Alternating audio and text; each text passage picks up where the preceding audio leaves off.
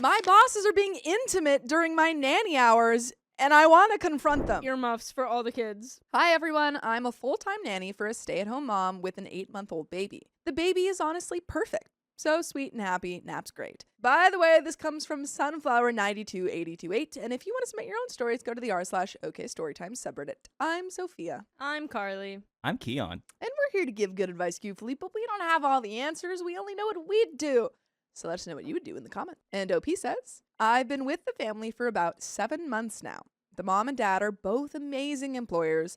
They're super nice to me. The mom gets me Starbucks and acai bowls, even makes me lunch sometimes.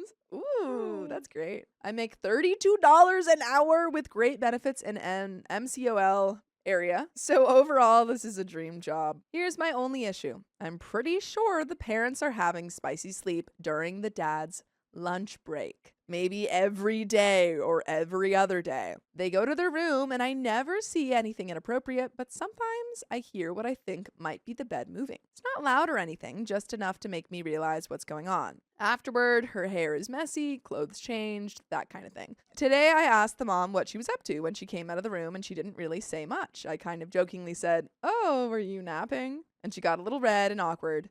That pretty much confirmed it for me. I know they're married adults and it's their house, but it still makes me feel a little uncomfortable since I'm there taking care of their baby. They're not being disrespectful or obvious, but it just feels weird. Would it totally be out of line to ask them not to do that while I'm working?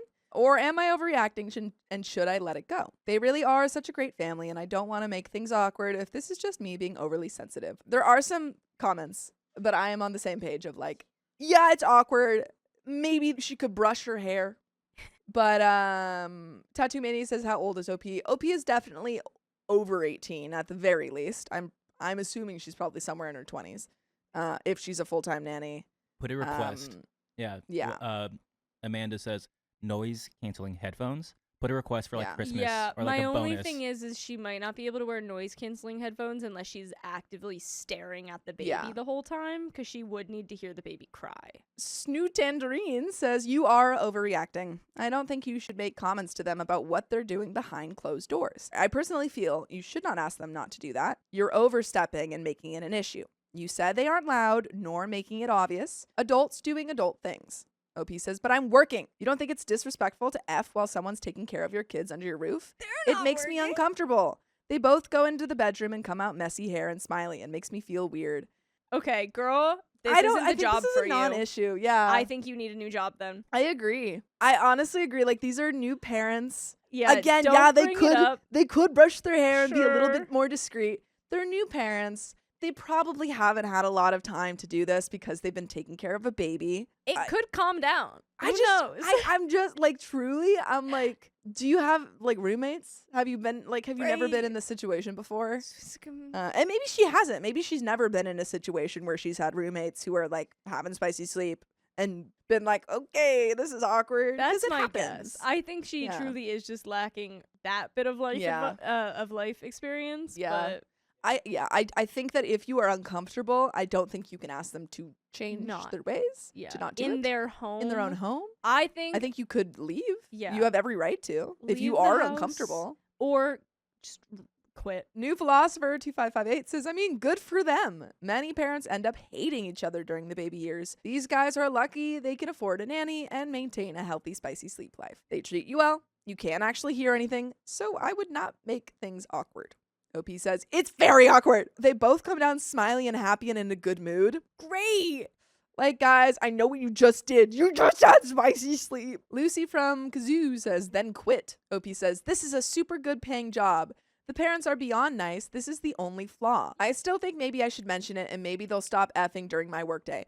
No. Appropriate Usual 7711 says, why are you this concerned about your NP's lives and their comings and goings in their own house? Read a book, rearrange the diaper holder, literally anything other than making your NPs embarrassed in their own house. Opie says, it's weird because she's like so giddy after having had spicy sleep, mood shifter, happy. It's odd. Like, it puts it even more in my face. Oh, I got laid. Girl, we called it. I think we're calling it. I think she puts it in my face. Oh, I got laid and I'm happy about it. OP. He's so jealous. Go on a dating app. If you want to, it clearly you do. Go find someone because this is affecting your job performance now. It's insane. OP added in a similar comment, I think it's weird for adults to be having spicy sleep every day or every other day. OP. There's other ways to support a relationship. I think I'm making a lot of assumptions. I think this is a somewhere on the A spectrum person who is 28, maybe raised religious, and cannot fathom the idea of people being very in love. They come down happy with each other. And they have spicy sleep every day. How could they do this? I agree with you too Yeah. that maybe they're just laying down and she heard the bed squeak once. Yeah, and yeah. she was like, and they're oh just like my kissing or something. Yeah. Snoo Tangerine says, concentrate on your job, which is the baby, not what the parents are doing. OP says, the baby's napping at this time usually. She's like, I don't even have anything to do. Fiery Virgo says, I personally would feel like they shouldn't be having spicy sleep while I'm at work, but I also wouldn't say anything. It's their home. Yeah. I think that's a fair statement. I'd feel weird about it too, but because it's their home, your hands are tied. OP says, I guess I shouldn't have said anything. I'm shocked how many people would be fine with them effing while you're at the house. How old is OP? I'm 28 years old and have been a nanny for a decade. There is an update. Do you have any other thoughts? She's 28. She's confirmed 28. Mm-hmm. Has been working as a nanny for 10 Mhm. years. So she's been working as a nanny since she was Okay. 18 years old and has somehow Okay. never come across this. Okay. Wow. Okay. There's an update. That Friday morning, I told my MB I wanted to talk during the No. baby's nap. She said, okay. I brought up how uncomfortable I felt about what I thought was going on No. and mentioned how I could sometimes hear or notice things that made me think they were having spicy sleep while I was there. I told her it made me uncomfortable, and that's when everything went downhill. She was very direct with me. She said my only job was to take care of the baby, not to worry about what she and her husband were doing. She told me if I had downtime, I could watch TV or read a book. I told her it just seemed weird that she'd come out with messy hair or different clothes. And she explained that sometimes they do workout videos in their room. Sometimes it is spicy sleep. Sometimes it's cuddling. And sometimes it's her just napping. She said whatever happens in her bedroom is none of my business. After that, things got really quiet. She wasn't mean, but I could tell she was uncomfortable and hurt. Then she told me I could go home for the day, and I just knew that meant I was done. Later, she texted saying they were going to move in another direction, and that was it. I feel horrible. I know I crossed a boundary, and I regret bringing it up so much. I missed them terribly. The money was amazing. My MB was so kind, and their baby was absolutely perfect. I really wish I could fix this and somehow get my job back.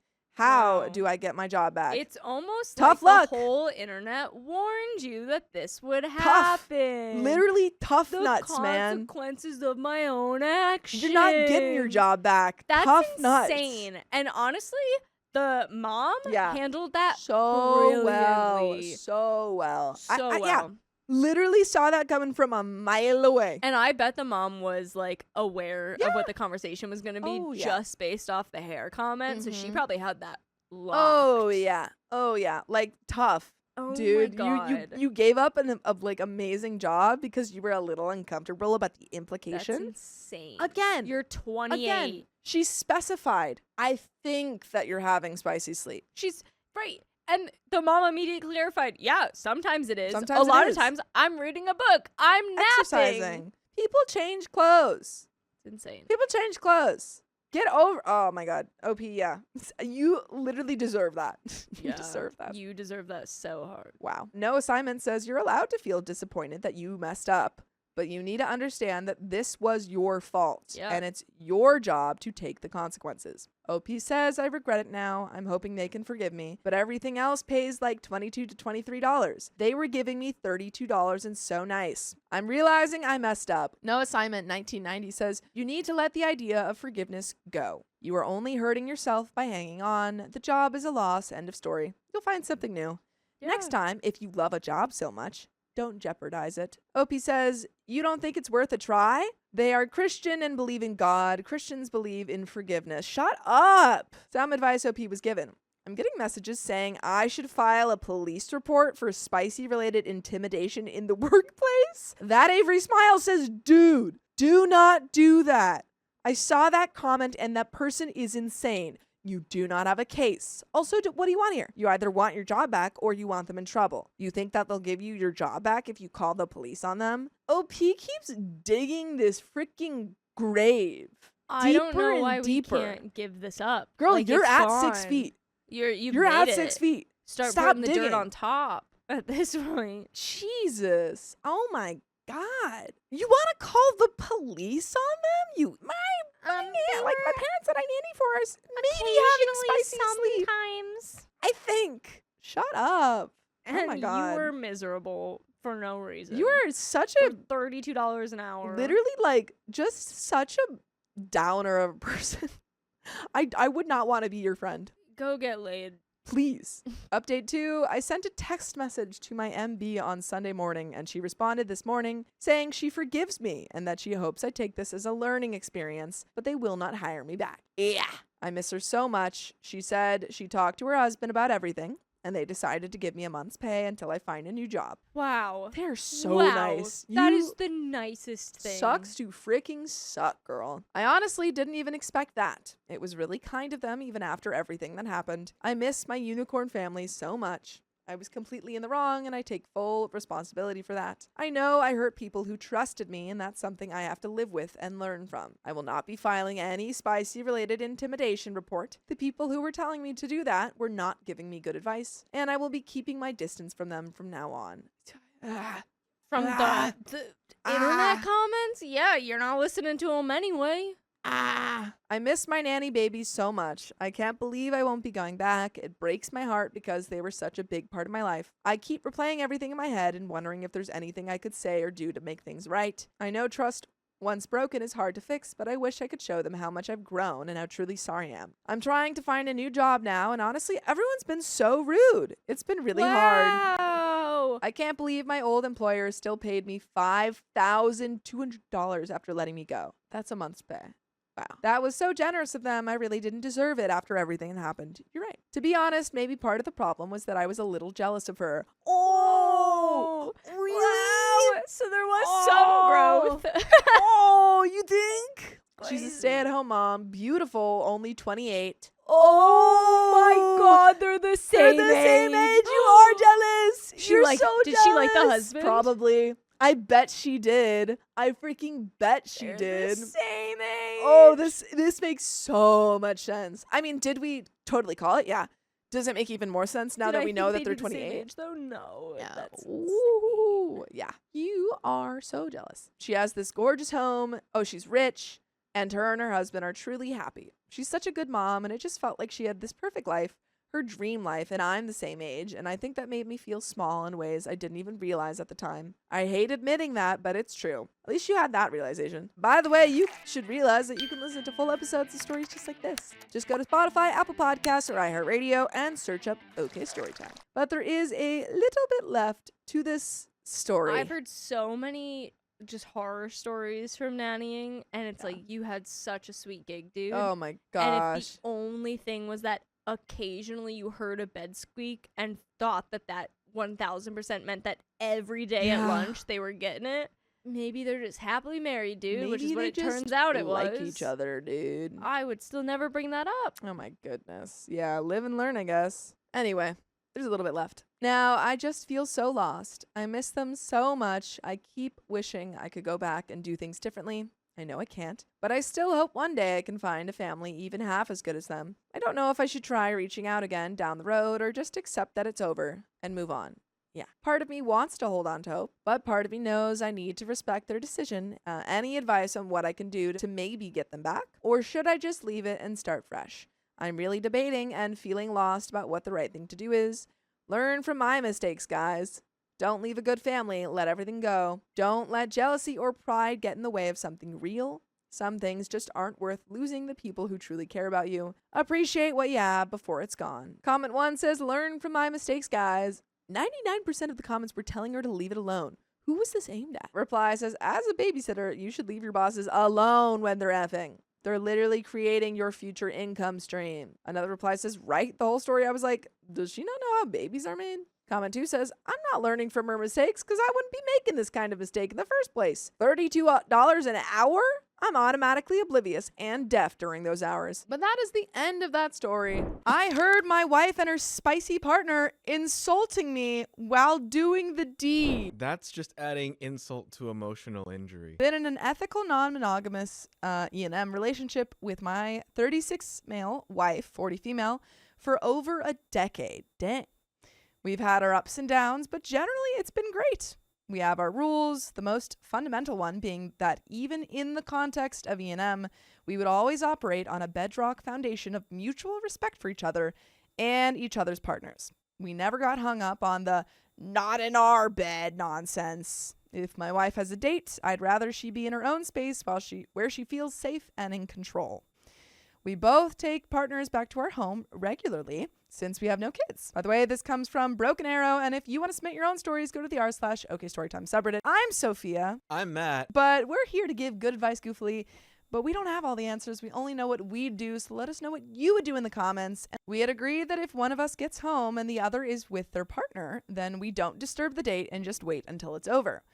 We've also always gotten off on listening in on each other when this happens, which anyone we bring back home is made fully aware of. Usually we all have a drink together afterwards. I got to my house and she was there with her longest term partner who has been in our lives for about 6 years at this point. They didn't know I was in the house and I started listening from the landing. They were talking about me in an incredibly humiliating way. He would give her prompts, asking her questions about how pathetic and useless I am, and she would agree about how I can't F and I'm a crap husband, and she'd agree and pile on with name-calling and degrading comments about me. I know it's part of a power humiliation dynamic, but I don't care. I was effing furious. It's not an ego thing. I know I'm a good, attentive husband, and if I can allow myself a moment of conceit, I'm a pretty damn good lay as well. I would never ever tolerate any partner of mine saying a bad word about my wife, and I would pass away before I participate in anything that humiliates her, even if she's not there. At no point in our ethical non-monogamy journey did I consent to become the object of my wife's derision and disrespect when she's on a date, especially with her closest and longest running partner. I walked into the bedroom, big no-no, and told him to get the F out. My wife was livid and said, no, he's not going anywhere. But I put my foot down and kicked him out of the house. We had a massive fight. She told me I was being a huge baby. I told her she doesn't respect me. And some harsh words were said from both sides. That was Tuesday night, and we haven't really spoken since. I certainly won't be the first to make contact. And she's been staying at his place all week, which is a major violation of our ground rules, but I also broke them by kicking him out. For 13 years, I've worshipped the ground she walks on, and I refuse to accept the way they talk about me, even in the heat of the moment. It's not right, and I won't stand for it. It's really put the future of our marriage into question, because I won't move forward with him still in the picture, and that will cause a volcanic amount of friction. She really likes him and has known him for almost half the time she's known me. It would severely disrupt our system, and I know she would resent me for it, but I also know I'll resent her if he stays. I feel steadfast in this, but I'd appreciate a sanity check before I make any drastic moves. And there is an update. But do you have any drastic thoughts?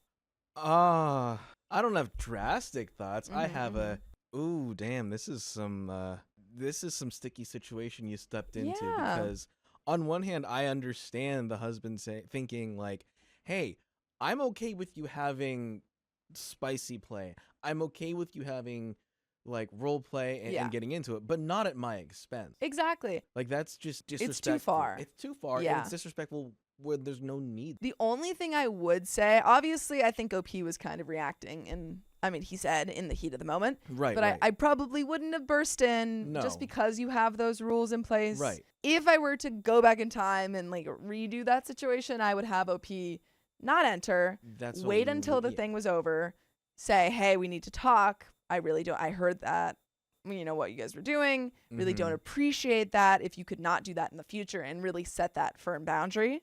Yeah. You would have just been so far in the right if you had done it that way. At that point, though, do you discuss it with the both of them, or does OP just discuss it with? I think wife? first with wife, because Okay, he yeah. doesn't necessarily have a relationship with her partner. Mm-hmm. And then maybe they could also have, a conversation if he's comfortable with that. But I think first, let's have it with the partner because they have the relationship. Right. But I think right now, OP said, like, I'm not gonna go talk to her. And I think you need to. Yeah. Like, yeah, she should talk to you, but if you're in a relationship, one of you has to, do it. Not talking just is gonna make it just fester. Yeah, it doesn't do anything. And any hope you have of reconciling is diminishing by the day. Yeah. But there is an update. My wife came home last night and we had a very long and incredibly difficult conversation. She texted me yesterday and asked if it was okay with me if she came home after work. I said it's her home too and that I've been waiting here for 3 days for her. As soon as she walked in the door and saw me, she broke down and started apologizing for what they said, for what she said afterwards, and for leaving. All of it. The crap talk about me has been going on for nearly 2 years. It started around the time of the vid. Lockdowns were relaxing so we could see friends with benefits again.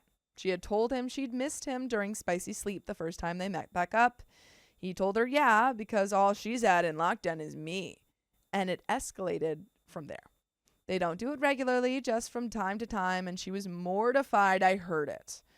She said she never means any of that stuff, but it turns him on, and the spicy sleep is better as a result. Dude has his own major insecurities, apparently, and she has taken it upon herself to make him feel more like a man. She never thought I'd ever hear or be hurt by it. The way she phrased it was that when they crap talk like that, it pretty much tends to be around stuff that he doesn't feel like he measures up about, and she always knows it's false. She has never spoken a bad word about me outside that headspace. Her initial burst of anger when I barged into that bedroom, she says, came from a place of extreme embarrassment and shame. I should note that while we do get off on listening, we never watch each other. So for her, when I walked in, it was kind of like a parent busting in on you to some messed up corn. It is also true that when I walked in, he did have her in a very vulnerable position performing a humiliating spicy sleep act on her, so I see how that could have made her erupt in shame. Upon reflection, it may also be possible that seeing her in that compromised position added to my own anger in that moment as well. She was also feeling embarrassed on behalf of the guy, that she wasn't able to provide a safe place for him. Very good point. And blamed me in that moment for embarrassing them both. This also fueled her defensiveness afterwards and her refusal to back down or concede anything. I'd made her feel like a witch, apparently. She apologized unreservedly for not acknowledging my feelings on the night and for not apologizing straight away. She regrets the things she said during our big fight and that I was totally right to feel the way I did. She admitted she was just feeling humiliated and cornered, but she knows I must have felt even worse. I asked her if she loves him. Of course not, she says. They have great spicy-related chemistry, and she cares about him a lot, but they would never be compatible in real life, and not once has she ever contemplated a future with him. It somehow upset her that I would think that. However, she confessed that she has known for over a year that he has been in love with her since at least before the pandemic. She said that it made their time together more intimate and enjoyable, and since she knew she could never reciprocate his feelings, it wasn't a threat. She's made it clear to him plenty of times that a future between them wasn't on the cards. This part has been really difficult for me to process. She said they would stop that kind of talk going forward. I said not good enough. I want him out, which I think is really important that they do get him out because, again, this man is actively trying to, create a wedge between OP's wife and OP. He's overstepping the boundary that was created with their open relationship. There is a boundary there. Absolutely. He is trying to go beyond that, and instead of just being an occasional partner, he's trying to be the one man in her life. She started crying and said she feared I would want that, but hoped I wouldn't. She asked if there's any way they might be able to continue. I said she could hang out with him all she wants, but she'd be doing it as a single woman. She cried, but she agreed to break things off. She asked if they can meet up one more time because they never got the chance to say bye. I agreed on the condition that they leave me out of it and that she makes it clear to him that that will be the last time they ever even speak. Any further contact of any kind after that will be the end of us. I should also note that in our subsequent fight that night, At one point, I did say something like, well, why don't you just F off to his place then? In a rhetorical way that you sometimes do in a heated argument. And in a moment of pettiness, she said, fine, I will, and packed a bag and went. She spent the first night with him out of spite, but they did not have spicy sleep, and she would not have stayed any further nights, except he went away for work, so she had his place to herself. Out of pride, she was holding out and waiting for me to make contact before coming back, just as I was. We had to take around a half-hour break when I told her I had gone as far as making an appointment with an attorney for next week. She didn't handle that well at all and had a severe panic attack. She said she never imagined that would ever be in the cards and that she would have come home days ago if she thought I was even remotely thinking about it. She said she can't imagine life without me. Finally, I asked her how I'm supposed to believe the things she's telling me or if she's full of crap. She said she promises she's being truthful and she's never broken a promise to me before, which is true. So I'm inclined to mostly believe her explanations. But there's still a lot of things I need to work through, process, ask about, and convince myself of. We decided we would close the marriage for a couple of months to focus on our own relationship and then reassess. I canceled my meeting with the lawyer and we're going to go to counseling. She offered to close her side unilaterally and let me keep seeing my partners, but this is about both of us. I'm not interested in having her punish herself for the sake of it. I still have to figure out if I really fully believe what she told me and if I'm satisfied to continue. I'll take our time while we're closed to make up my mind. It'll be tough, but I'm willing to at least try and work on it. I've been steeling myself for a divorce all week, so that's the mindset I've been in, and I acknowledge that I owe it at least to the relationship we had to give it a hard try. A lot of you have been asking why I would ever allow one final date between them, especially a private one. The main reason I'm agreeing to it is counterintuitively to give our marriage the best chance going forward. I don't want there to always be the chip in her head of, I wish we had one last day on top of what other resentment she might already feel from having to break up. I'm only doing this under the strict understanding that any more BS or any more contact after this in any way whatsoever is an immediate guillotine to our marriage. No trial, no appeal, just summary execution right then and there.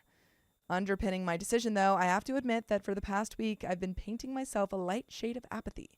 My mind has been so focused on the divorce process and life after marriage that the prospect is less scary to me.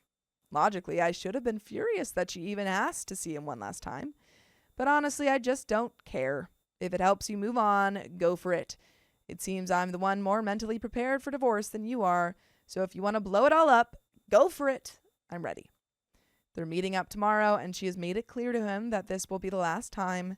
If she wants to violate that pledge or any other, then I'm already 3 to 4 steps ahead on the other side. So I'm just not scared, even if it backfires. And there is a second update. Good Lord. Yeah. Wow. I think closing the marriage is super important. Mm-hmm. Can't fix this marriage if you guys keep seeing other people. I don't think it's like it seems like you guys were successfully doing that for 10 years, so it doesn't necessarily mean that you can never do it again, but currently, at least right now. It's going to take a little more maturity on both of them. They're both Absolutely. very petty people. Yes. It's like neither of them wanted to talk to each other. It's like, There's how did you make it work for 10 years? There's a lack of maturity. There's a lack of respect. There's a lack of honesty. I know a lot of people and I have a lot of friends who are in like polyam or relationships like this, or non-monogamous or this type of relationship, and for a lot of them it ends up not working. They'll try their best, but things get messy. People catch feelings when they shouldn't, or they say that they won't, and then there's so much drama. I think I've only met a couple people who have been able to really make it work, but it's because they have such strict rules that they don't violate, and they always make sure to keep things separate. I'm not gonna name names, but I had a person who tried to bring someone I know into their polyam, and it's like, no, I have no intention of doing this, and they had one of the worst ways of trying to gauge that out. But it's just like, oh, okay. There's generally a lack of respect here. Absolutely. But there is a second update. We found an E&M friendly therapist with some really good references. So we've gone to see her 4 times so far, which she said was a pretty intense schedule, and that she usually recommends bi-weekly or weekly appointments, but that given the crisis we are in, we could benefit from more frequent sessions in the short term and saving our arguments, fights, discussions for our sessions with her so things don't get out of hand. We're officially closed now. We both saw who we needed to see, and it's just the 2 of us. The therapist said 2 months was nowhere near long enough, so we've closed indefinitely for now. And we'll see you down the line when we open back up. My wife's friends with benefit didn't take their split well. He came to the house to talk to me and try and change my mind, but I wouldn't open the door to him. Ended up calling the cops after he started getting aggressive. He's out of the picture now. And the even better news is that he was too upset to even consummate that last meeting of theirs. His last memory of spicy sleep with my wife is me busting in on him, and now he has to live with that. Our 3rd therapy session was really brutal. She came clean about some stuff that really shocked me, maybe even more than the whole insult thing. She had been breaking ground rules pretty much left and right for the thrill of it, often in really specific and deliberate and pretty hurtful ways. My trust in her is pretty much non-existent right now, and regardless of therapy, I've given myself until the end of the year to begin feeling some trust in her again. Otherwise, I don't see much point going on. I'm struggling with bitterness due to the fact that trying to save my marriage means I'll likely lose other relationships with people special to me. And it could all be for no reason in the end. Right now, it's just one step at a time. Despite everything I've explained in these few posts, we're talking about a truly incredible woman. She's warm, she's loving, she's kind, she's so intelligent, she's fierce, she's always been the first to help whoever needs it, the last to leave when more still needs to be done. She takes care of her family, she's hilarious with a wicked sense of humor, she's adventurous, she loves life, she loves to laugh, and she doesn't suffer fools. She's also incredibly gorgeous. I mean, like an actual magazine cover stunning. She's been the love of my life. She's made some life-changing mistakes. But if there's any way to go back to what we had, I'm prepared to slog through the pain to get there. And there is a 3rd update. Oh my God.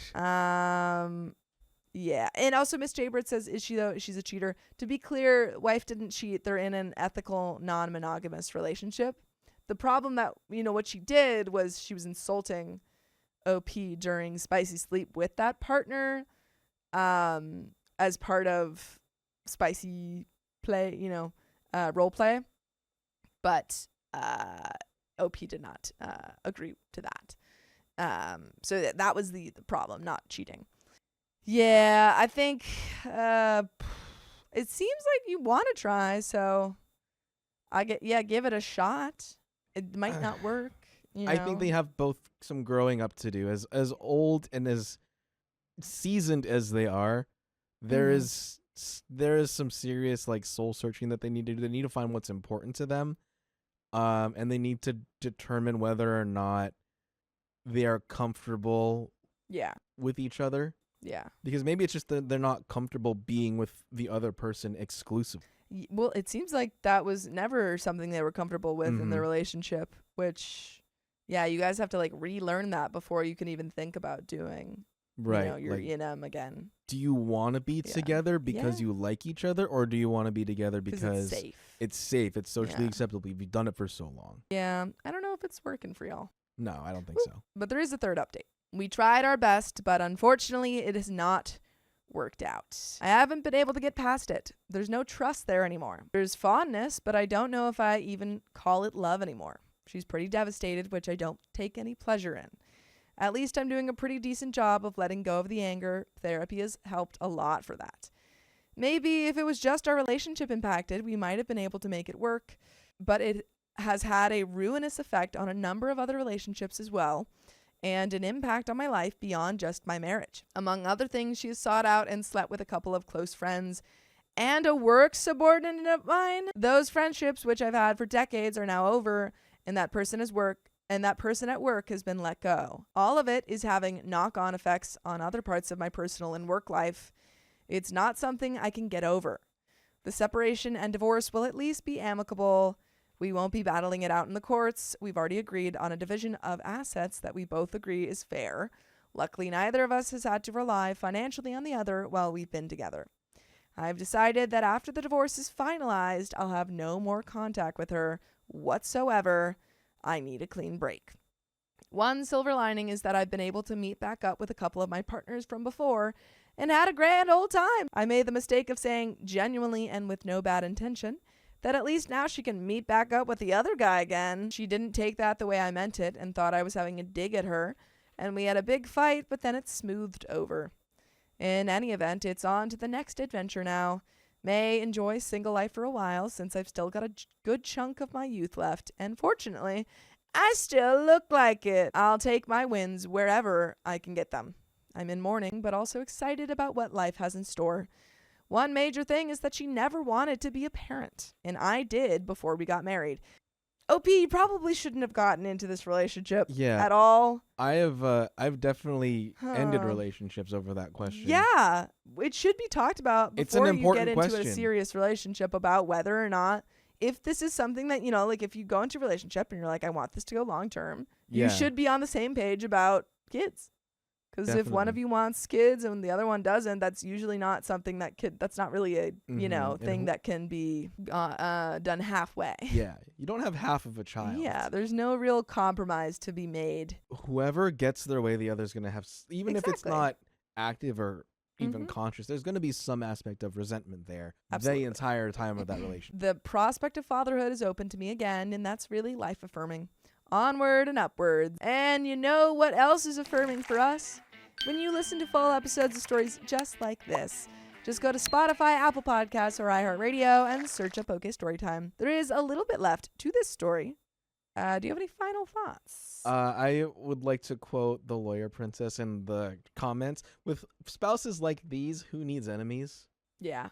That's really what it is. These people were never meant, I think, to be together. They didn't have the maturity or care for each other that they should have. Absolutely. They weren't on the same page. They didn't want the same things in life. Ever. I really don't understand how they made it 10 years. That's shocking to me. I could see a non-monogamous relationship working, but not with these people, because they didn't respect their boundaries enough. They didn't have firm enough adherence to those boundaries. At least the wife really did. Yeah, and you have to be so on top of the boundaries when you're in that type of relationship. Slip. Because if you slip once, you see what happens. Yeah, divorce. There's a little bit left to the story. For those of you wondering about the former employee, he knew us for quite a while. I've had the whole team over to my house for meals several times.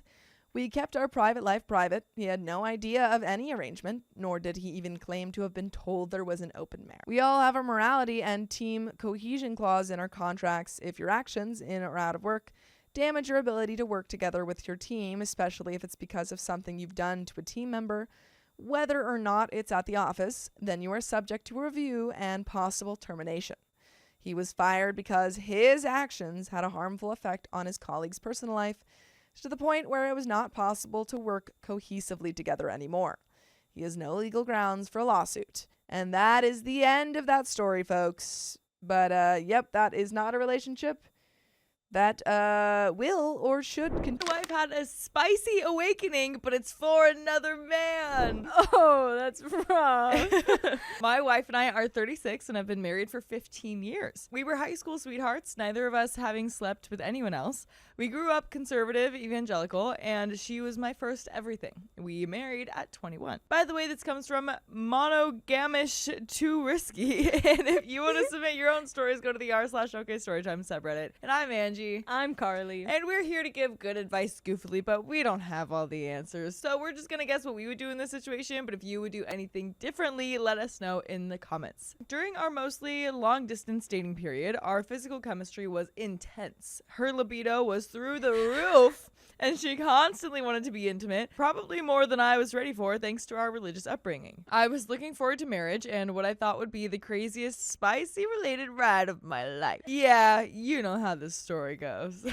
On our honeymoon, we had frequent but merely adequate spicy sleep. Then came our brutal first year, living overseas with a language barrier, financial struggles, her unable to work legally, spending constant time together for the first time ever, no support system. I cried more that year than any other in my life. The feeling of helplessness and rejection was overwhelming. We managed spicy sleep after a couple of weeks, but it wasn't good. Our second year brought new challenges. I was taking a double course load to finish college quickly while she worked nights, so we rarely saw each other. Spicy sleep continued to be an issue. 18 months into the marriage, I discovered text messages that she had exchanged with 2 work colleagues. Messages about being disappointed when he wouldn't be at work, debating whether she should visit his apartment because she didn't think that she could behave herself. When I confronted her, she broke down and confessed. She said nothing physical happened beyond extended hugs, and I've come to believe her. But I felt betrayed seeing her expose her flirty, spicy side to others when we didn't have that. We spent 6 months in therapy putting our relationship back together.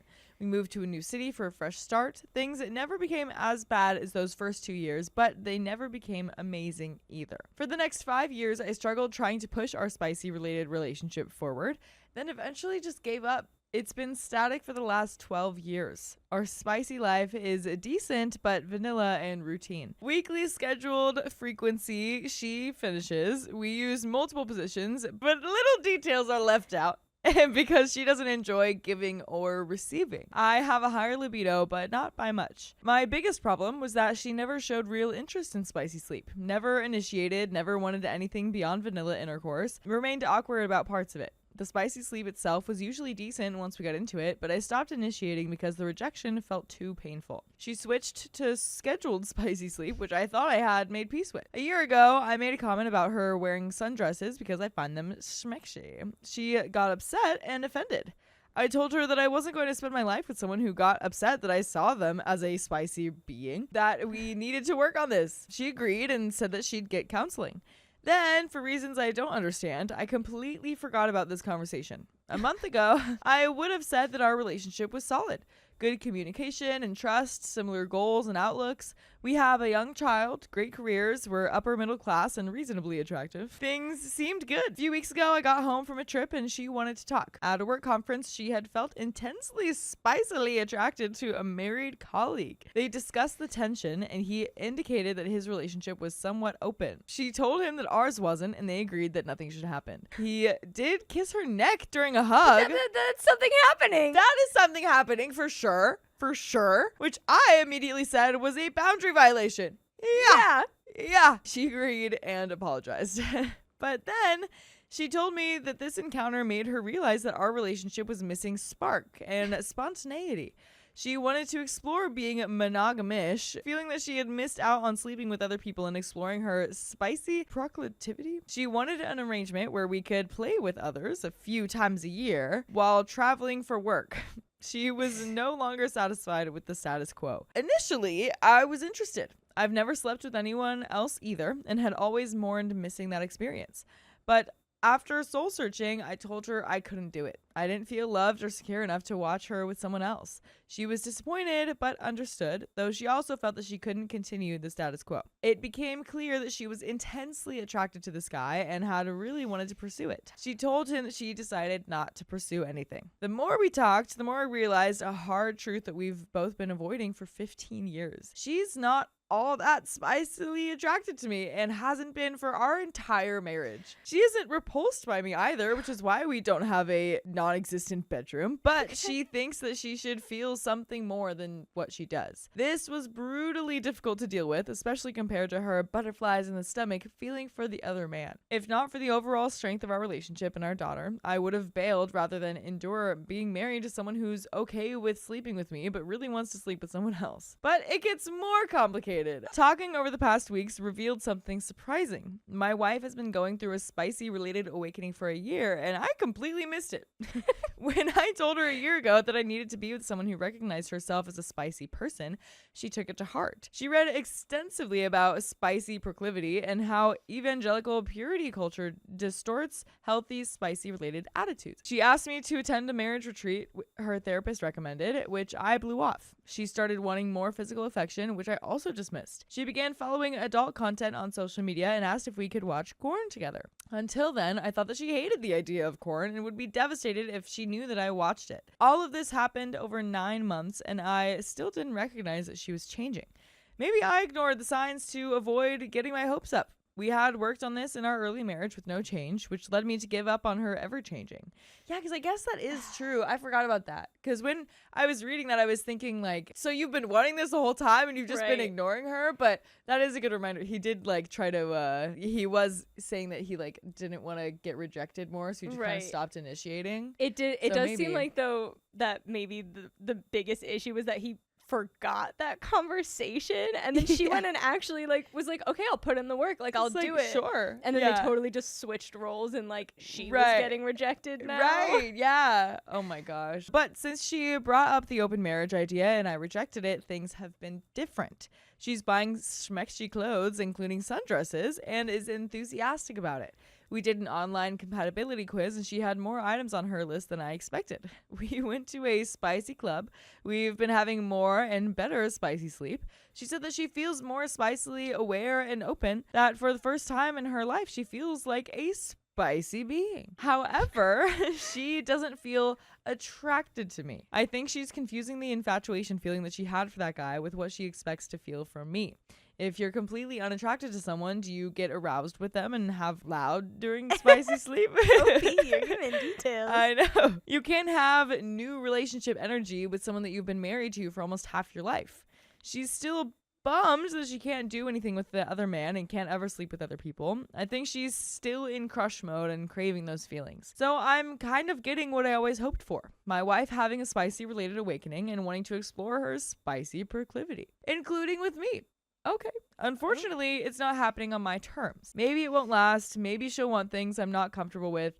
Most frighteningly, maybe she'll continue feeling spicily bored by monogamy and eventually insist that we open the marriage, or she'll leave or cheat. Is she changing to be more spicy positive? And can I regain her attraction? Or do I already have it, but she's confusing it with new relationship energy?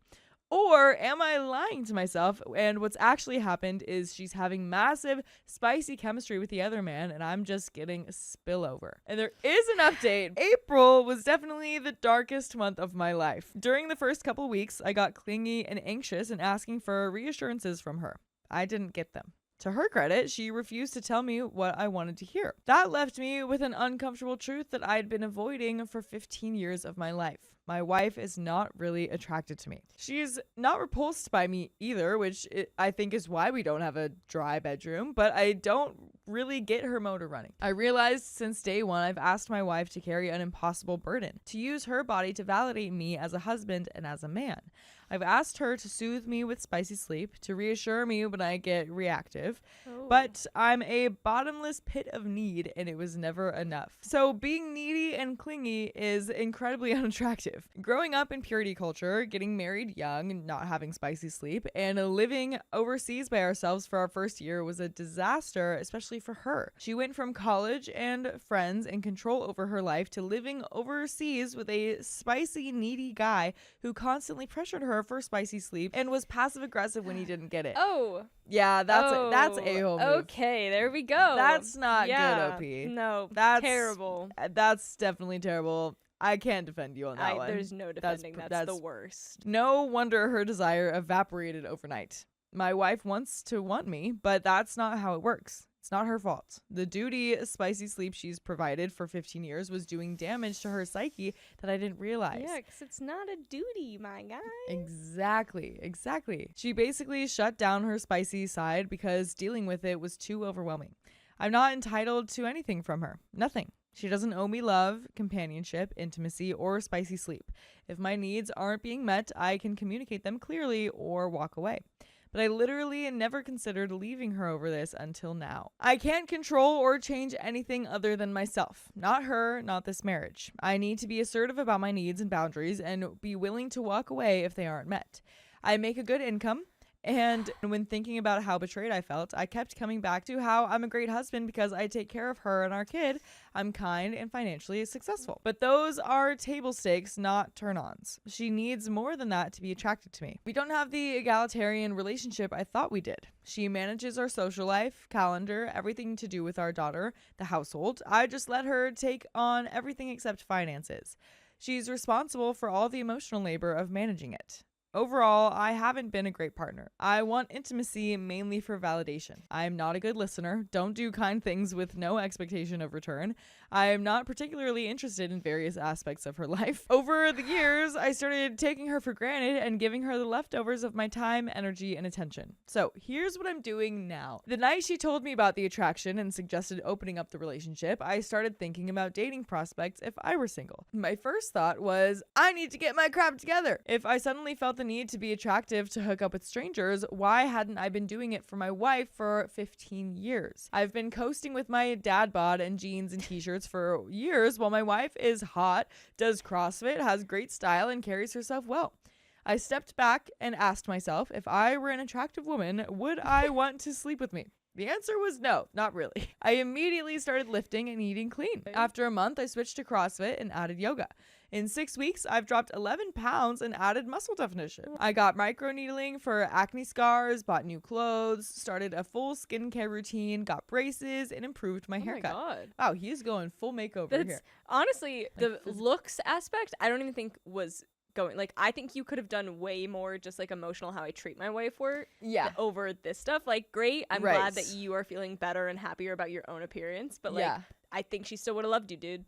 I I think it's how you treat it's her. very possible, yeah. I'm also building a social life, reaching out to guy friends, joining groups, planning solo trips, switching from a solo office to a co-working space. Okay. I'm taking ownership of family responsibilities that I had left entirely to my wife, our daughter's Okay. school, social calendar, household management, everything. For spicy sleep, I've been initiating when I'm in the mood, usually a few times a week. I've made it clear that I don't want duty spicy sleep, and if she's not up for it, she should say no. She's been more receptive, but when she's not, I cheerfully move on. Oddly enough, our spicy sleep life is the best it's ever been. I think mainly because we're being honest with ourselves and each other. She's been exploring her spicy side, trying to get over religious shame. We've watched Corn together, added dirty talk, been rougher, had spicy sleep in other rooms, got new toys. I know her heart isn't fully in it yet, and she feels anxious about some of it, but I haven't pushed for any of this.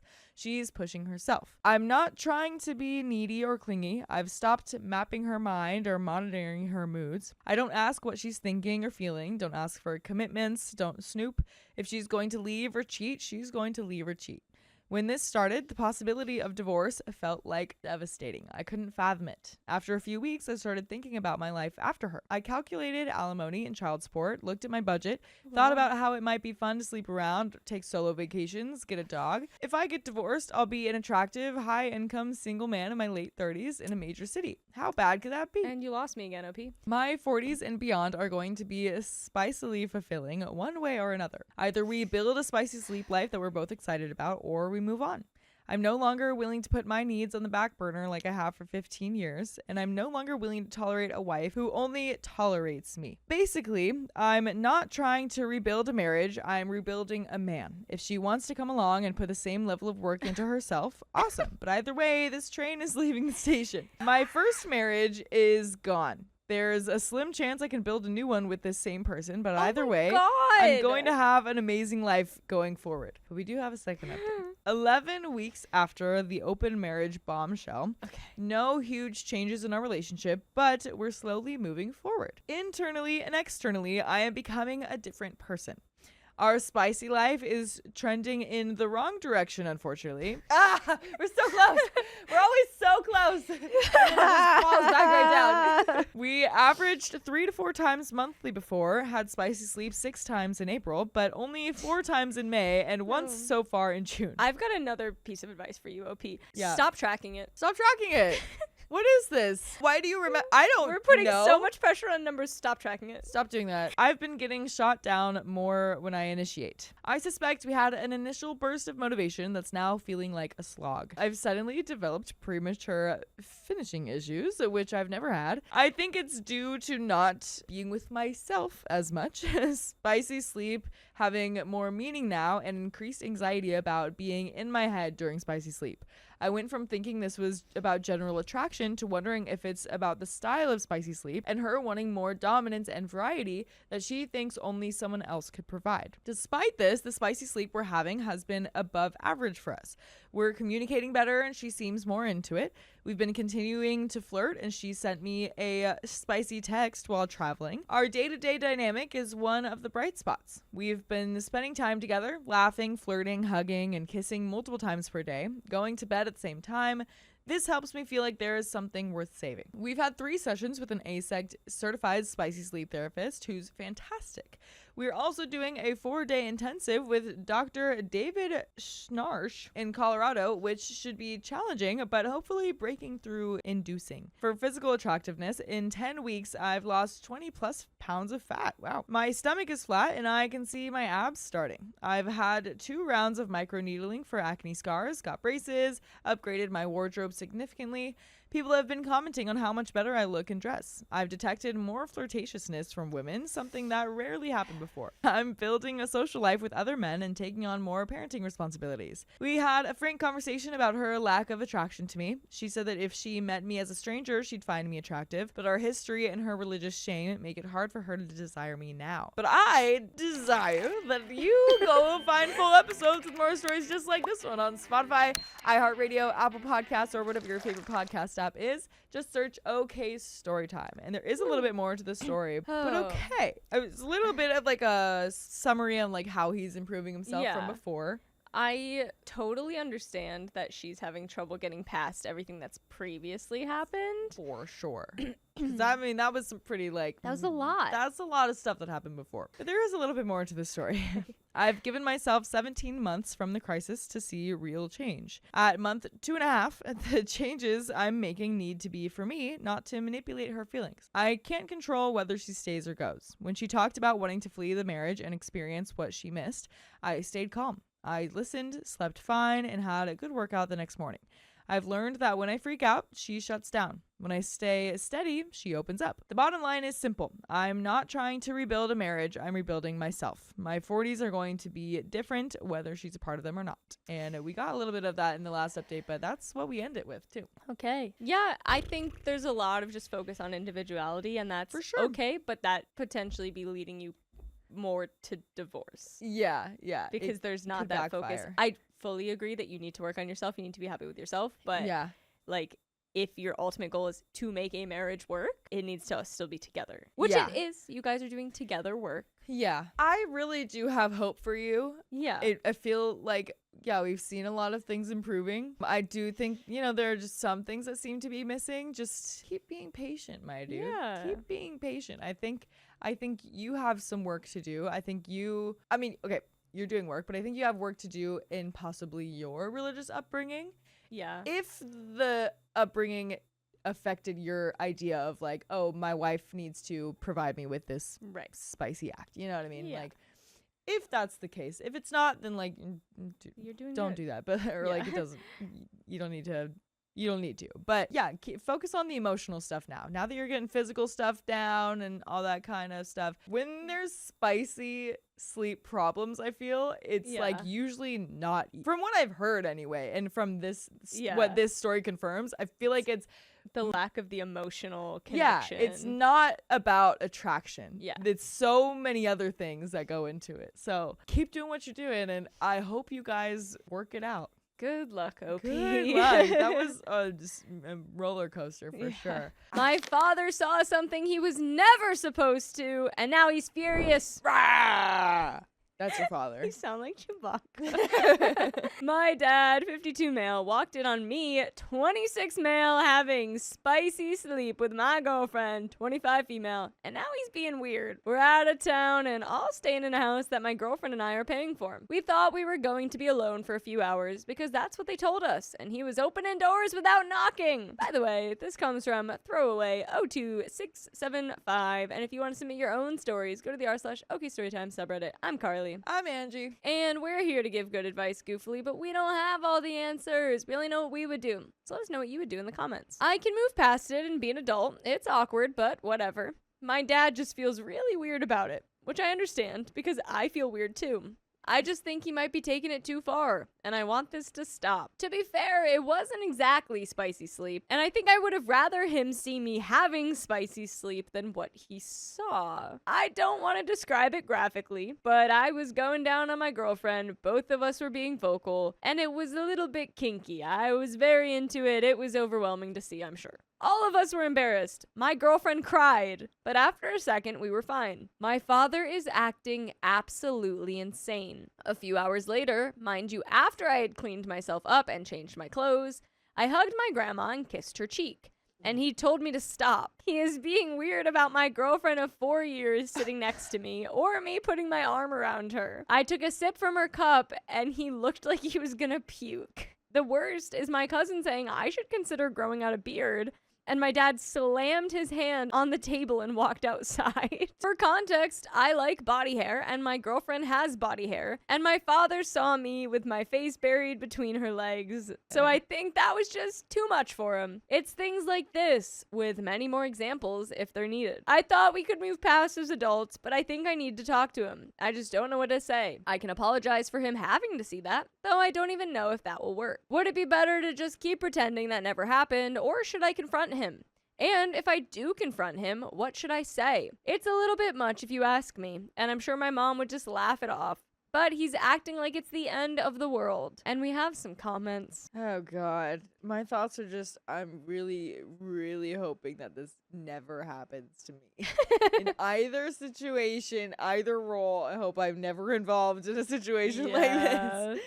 Oh, God. I don't know. I think, yeah, you can grow up a little bit, but also, like, if it's really bothering you, which understandable if it is, take a second to just be away. Just separate from each other. If a beard comment is going to throw you like that, like, come on. Comments. Remind him 2 things. 1, you and your girlfriend rented the house with the intention that it would be just the 2 of you for privacy. You know, to do adult things with each other. 2, doors were invented for a reason. Privacy. That a normal person understands that a closed door means you knock and wait for permission to come in. He needs to get over what he wasn't meant to see and stop acting like it wasn't his own fault. OP replies, yeah, I don't think I've emphasized to him, let alone my entire family, enough that we paid for this rental because we didn't want to stay with the rest of my family. And my girlfriend liked the pool. Our plan was to stay away from everyone except when we needed to. Swim, and have spicy sleep. That has unfortunately changed. Also, that's a good point I didn't even think about. I mean, yes, it's a given that he should have knocked, but like in the rental that I paid for, my man,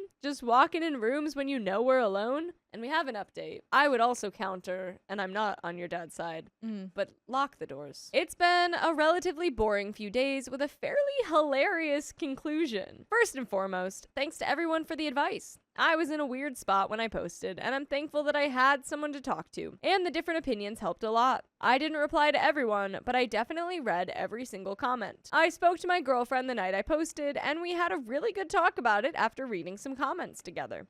We ultimately decided that if he couldn't act right by dinner time the next day, he would have to go stay with his brother for the remainder of the visit. She was sad and uncomfortable with how things transpired, but she was really tough during all of this, and I love her heaps. The next day, he was weird, but not to the extent of the first day. I figured he was getting over it, and as long as he kept his silliness to himself, we'd be fine. Funny enough, my mother and grandmother, Dad's mom, pulled me aside and asked if I knew what was up with my dad. This might have been the most manipulative thing I've ever done, but I don't even care because it worked. I put on my best sheepish, embarrassed look and told them that Dad was upset because he accidentally saw my girlfriend and I having spicy sleep, and we felt so terrible, and my poor girlfriend was so embarrassed. One thing led to another, and my father was being scolded by his wife and his mother for embarrassing that poor girl and acting like a pouty brat about it. Okay. See, I would have to say that is exactly what he did, though. Yeah. Like, I don't think that was wrong or manipulative at all. She wasn't. She cried. Yeah. Yeah. I totally agree. That's not manipulative at all. That's exactly what you should do. Yeah. Yeah. Perfect. Great job. My tiny grandmother smacked him. It was glorious. Oh my God. This ended in laughter and giggles. My mom thought it was hilarious after she was done being irritated with my dad. All of my extended family found out and laughed. My girlfriend especially was relieved. He apologized privately to both of us. It was a good time. When everyone was winding down for the night, I pulled my dad aside to talk with him over some crappy adult soda. He was embarrassed, of course. He apologized for acting the way he acted again, and I sort of just wanted an explanation. I told him I was mad because I know he's not usually like that, and he was being weird about the smallest things. I apologized for him having to see us like that, but told him it was ultimately his fault for bursting into rooms without knocking. A huge point I made was that this house was rented because my girlfriend and I didn't want to be squished with everyone in my uncle's house, but we ended up squished with a few less people and unable to enjoy the tranquility we so desired. Though my girlfriend has practically not left the pool, so at least she's enjoying herself there. We allowed them to stay with us with no complaint, and it was immature for him to be acting the way he was. He apologized again. He just said he didn't know what came over him. As I mentioned, it wasn't exactly vanilla. It was a little kinky, and he said it was jarring to see and hear. His thought process was interesting. Also, wait, see and hear? He was hearing stuff, he still opened that door? Yeah, I was wondering that too, because OP said that they were both making some noises. Right. So, like, do you not hear that before you get in there? Still open the door? Yeah, come on. And for those of you wondering why he walked in and whether or not he could hear us, I have an explanation. He absolutely could hear us. I didn't explain this in my post, but everyone, all 6 of my brothers, their girlfriends, and my parents, had left for a few hours to go to my uncle's house among 3 different cars, and my girlfriend and I stayed back and were going to join them at dinner time. My father had forgotten something at the rental and his group had to come back. He ran inside to grab it and heard spicy sleep noises immediately. So again, he has 7 sons, we're all clones. Sometimes he cycles through all of their names before he says the right one, and sometimes he never even gets there. In his head, he knew my girlfriend stayed, but could have sworn that I was in the car with my mom and that my oldest brother stayed behind. He was angry for me at my brother and fully opened the door thinking he was going to catch something. Oh my god, that is a crazy excuse. I kind of believe him, but that's still a crazy. That's crazy still. Oh my god. Instead, he opened the door and saw my girlfriend sitting on my face and unfortunately froze and stared and processed until he figured out which son it was Oh my and god. did proper son-girlfriend 'Cause association. his face was covered. Yeah. And saw and absorbed way too many details of my girlfriend's unclothed body in ecstasy. By the way, in many, many details, I can let you guys know that you can listen to more full episodes with stories just like this. Just go to Spotify, Apple Podcasts, iHeartRadio, wherever you get your podcasts. Search up OK Storytime. Oh my god. We've just got a little bit more. Let's just get it over with. This is crazy. He felt like a creep on top of being embarrassed, and he regretted cataloging everything, thinking he'd need to remember every detail to recall it to me. Additionally, the dirty talk was extra and a lot for him to handle in any form. While I still think his behavior was not warranted, it made a lot more sense to me. And honestly, he's a real one for willingly entertaining an embarrassing situation under the guise of protecting his son. So that's it. It was a lot less malicious than I originally thought. Everything is back to normal, except we're all making fun of my dad. We didn't have to punt anyone out. Plus, we've discovered that we get the house to ourselves most days because everyone leaves.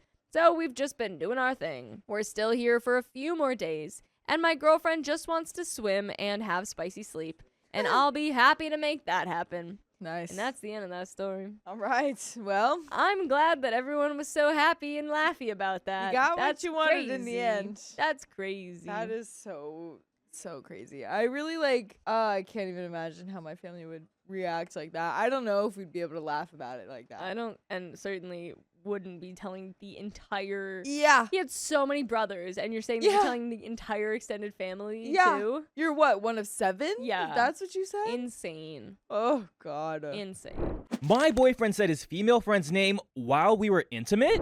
Oh, nah, I'm out. Sorry. Why are you apologizing? I'm 22 female and kinda mad right now. Kinda mad. Yeah, I'll keep it simple. My boyfriend, 21 male, has this semi-best friend, 19 female, whom he has known for 2 years. We've been together for almost a year. He hangs out with her sometimes and goes to the gym with her. By the way, this comes from user throwaway145, and if you want to submit your own stories, go to the r/OKStorytime subreddit. I'm Keon, I'm Carly. and we're here to give good advice goofily. We don't know all the answers, we only know what we do, so let us know what you do in the comments. Pretty please. As OP says, I've brought up boundaries a few times because I believe she can get too comfortable around him. For example, long hugs or sending him outfit pictures. He brushed it off at first, but eventually realized I was serious about it. I'll admit that I've had a very strong urge to snoop over the past few weeks, which I know is unhealthy. Mainly, it's because they've been hanging out more, and yes, I'm relatively jealous. She's fit and likes to show off. I don't want to see her as a competition, but part of me does. So, we were having some fun, and I heard him moan something, but I couldn't hear it clearly. Fast forward a few minutes, and he does it again, saying his friend's name. I stop, and he asks, "What's up?" I tell him what happened, and he denies it. I'm not stupid, so I simply get up and make plans to leave. He then tells me I'm right, and that he's sorry. Still, I'm pissed that he tried to play it off at first. He has apologized. I don't think there's any coming back from that. I don't think there's a single situation where you come back from that. I don't know if I'm overreacting or being insecure. You're not doing any of those. You're semi-underreacting, in my opinion. A little bit. The timing is just off, and this hasn't happened before. I've never even peeked at their conversations, but there's an overwhelming urge right now. And we have some relevant comments. There should be an overwhelming urge to leave this man. Yeah, with the, I'm all for, you can be friends with whomever. Oh, 100%. 100%. But if they're getting way too comfortable, or, long hugs, or sending pics of themselves all the time, in, skimpy outfits, or workout clothes, or something what have you. And if my partner, for example, says, I don't like that, I will respect that and be like, you know what? I'll take a step back if that makes you uncomfortable, because I don't want you uncomfortable because you're my partner. But he insisted in this story.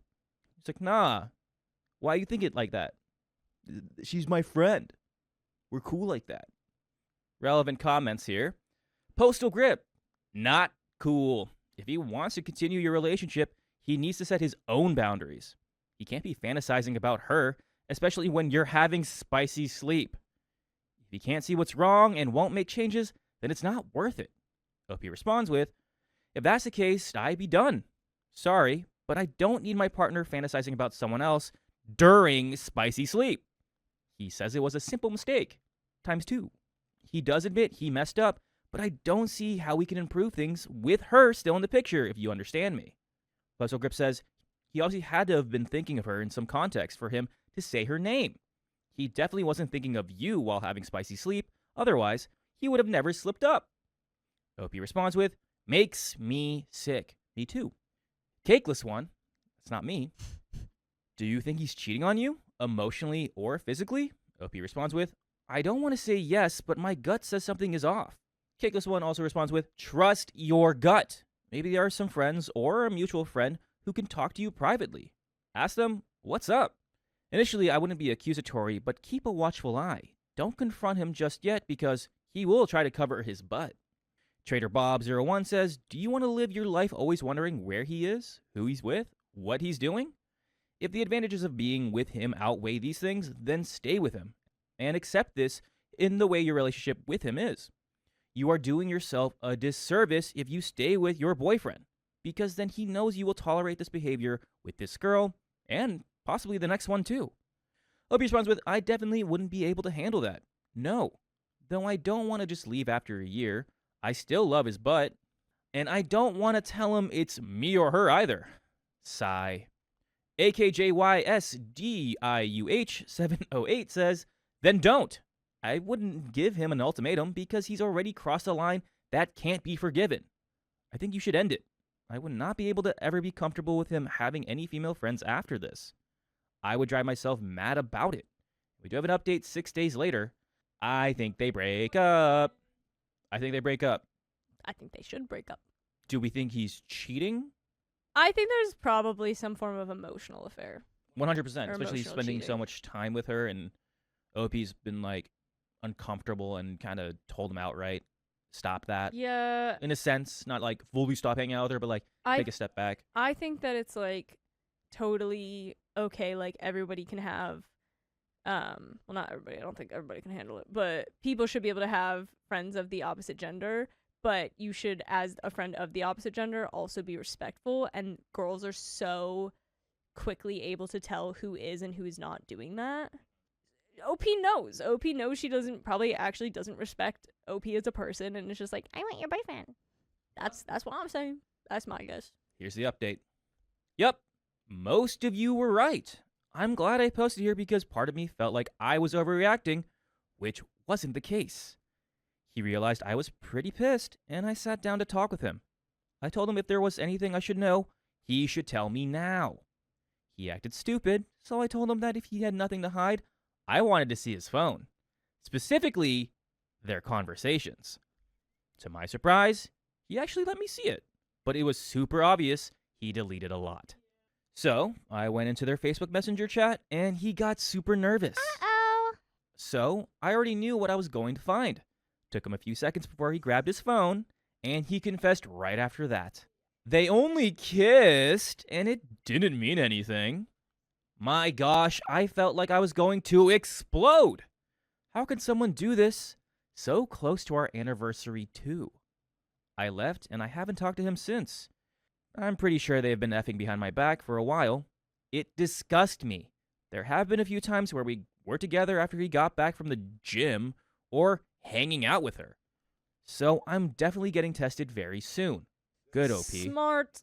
I can't believe how that witch could be so fake to me the entire time, and him too, of course. I just don't understand why. Either I was the side chick, or she was, and I don't understand why she would be okay with either.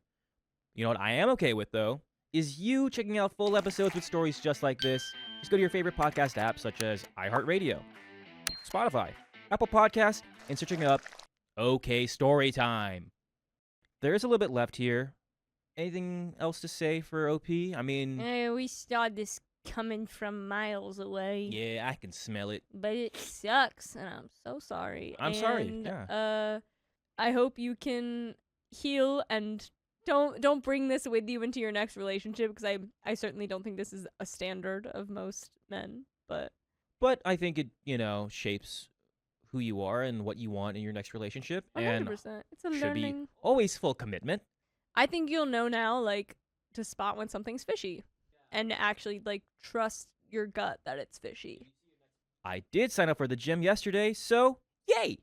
She can have him. I don't want anything to do with him anymore. In a way, she sort of inspired me to get fit, I guess, lol. I hope he does the same thing to her. Well, it's right to trust my gut after all. And we have some final comments. Guerrero de la Luz 97 says, "Good! You are better off without him, and that witch ain't your friend. Cut both of them off your life. Best of luck, and may you find the happiness you truly deserve." OP responds with, "I hope I am. She's definitely not, and I don't want to ever see her again. Got to admit, I'm feeling way more insecure right now, though. Thanks. I wish you the same." Dogs and Trees Please says, "It's totally normal to feel insecure right now. Try and remember that his cheating absolutely does not reflect on who you are, emotionally or physically. He didn't cheat because you weren't attractive enough. He cheated because he is a selfish a-hole who wanted to have his cake and eat it too. Look at all the celebrities who get cheated on. You can't be hot enough to prevent it from happening. It's all a reflection on the person who cheats. Best of luck moving forward. You got this." OP responds with, "This made me feel better. Thank you." Escapist 11 says, in quotes, "Only kissed. Shh, that's cheating." OP responds with, "Lol, right? Even if it was only a kiss, I'd still be done." An epic hibiscus saying, "He downplayed it to try and keep you. My first boyfriend told me he only kissed one of our mutual friends he had over at his place. Haha, he actually told me she kissed him. I was mad, but he made me feel like a loony for being so bent out of shape over a kiss. And we broke up a year later. I couldn't trust him. Years down the line, I'm dating a fantastic guy who happened to be old pals with my ex.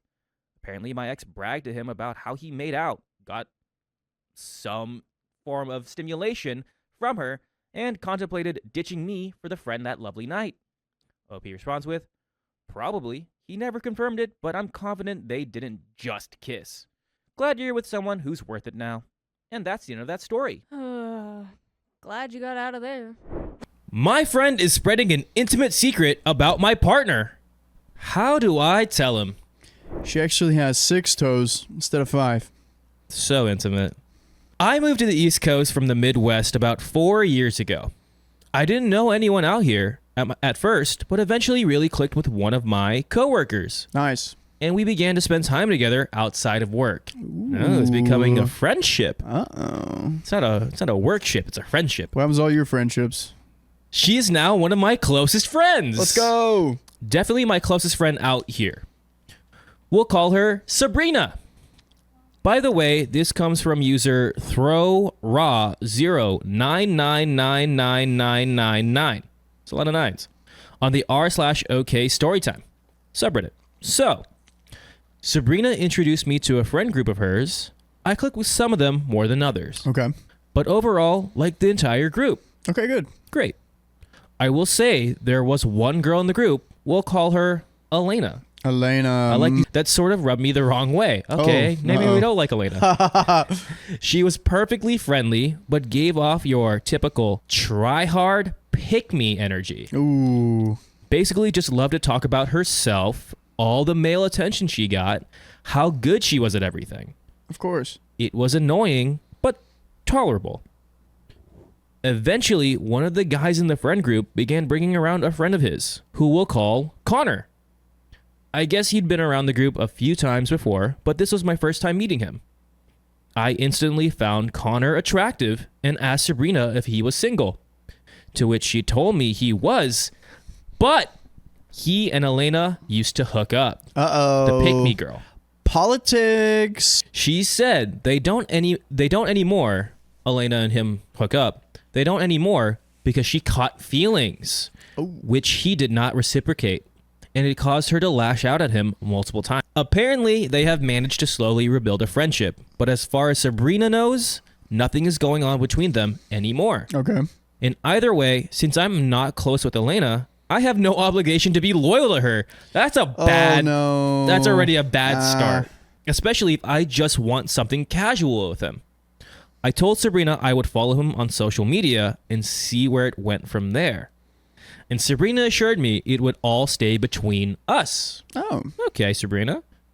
Well, fast forward about 2 months, he and I had been talking from time to time, all friendly conversation, but I hadn't really made a move yet because I didn't want him to feel uncomfortable coming around the group. Okay. Okay, she's playing chess, not checkers here. 4D chess right here. She's playing some chess. I think some 3D chess right Just now. 3D? 3D. She hasn't made any of her moves. She hasn't moved her pawns yet. Okay. She's getting. She's placing this. She's placing the pieces. Yep. It's getting ready to be played. Okay. One night, Sabrina, Elena, and I were out with 2 other girls in the friend group, and the drinks were flowing. Ooh. I ended up blurting out that I was interested in Connor, and Elena immediately said, "You should go for it." I wasn't sure if it was sincere, but I figured, what the hell? It's a trap. It's a trap. That is a trap. It's a trap. Again, the pick me girl energy, if that's already off the bat, it's 120% a trap that she's just gonna use this against you. She's like, yeah, do it. I'll spread some rumors. I began messaging him. At first, his responses were a little dry, to which she said, "Oh well, I guess he just doesn't like a lot of girls. I'm sure it's not personal." Oh man. Okay, Elena. I'll admit my pride and ego took over in that moment, and I decided to flat out tell him I found him attractive. Girls, do that. Please don't play games with us. Just sometimes we're dumb. Yeah, it helps a lot. We are dumb things. Just tell us flat out. It's like, and even if you spent all this time doing your makeup and going out on a date with me. I don't know if you like me or not. I have no idea if you like me or not. Yeah. Compliment me all the time. No clue. Like you're touching my arm. Sometimes we don't get those subtle things. Sometimes it just goes over our head. We are dumb. Even if you tell us we're attractive, we're like, okay, you think I'm attractive. Yeah. But we don't know if you're into us. Once I establish a touch with a girl that I am interested in, I'm like, okay, she likes me. Listen, I've had some great first dates where I'm like, I think she likes me. And then they're like, that was all right. I was like, okay. Or vice versa. I'm like, I think I like her. He's hurt. Oh, he's hurt. I- Oh, no. I'm not hurt. I'm fine. I'm doing great. Let's pull up your hinge. Let's see how hurt you are. Let's not. I found him attractive. He immediately perked up at that, and we were then text flirting back and forth. Nice. See? Success. Elena started rambling about him. Some of the things she told the group wasn't super secret information. For example, she mentioned he was divorced and had a child. I feel like that should have been context in the beginning. But since I'm only looking for something casual, that didn't bother me. Still, it felt as though she was trying to deter me from him, saying things about how he's moody, inattentive, etc., etc. But again, if I'm not dating the guy, I don't really care. Listen, OP just wants to have some fun. I see a pattern here. Finally, she drops that he has an STD. Fun. Or at least did when they were hooking up. Oh, lovely. Okay? Lovely. She did specify which one, but I won't repeat it for privacy reasons. I honestly brushed it off, thinking she was getting desperate and just making stuff up at this point. Fast forward another month to 2 nights ago. He and I finally found the time in our schedules to grab dinner and ended up going back to his place with the intention of hooking up. Uh-oh.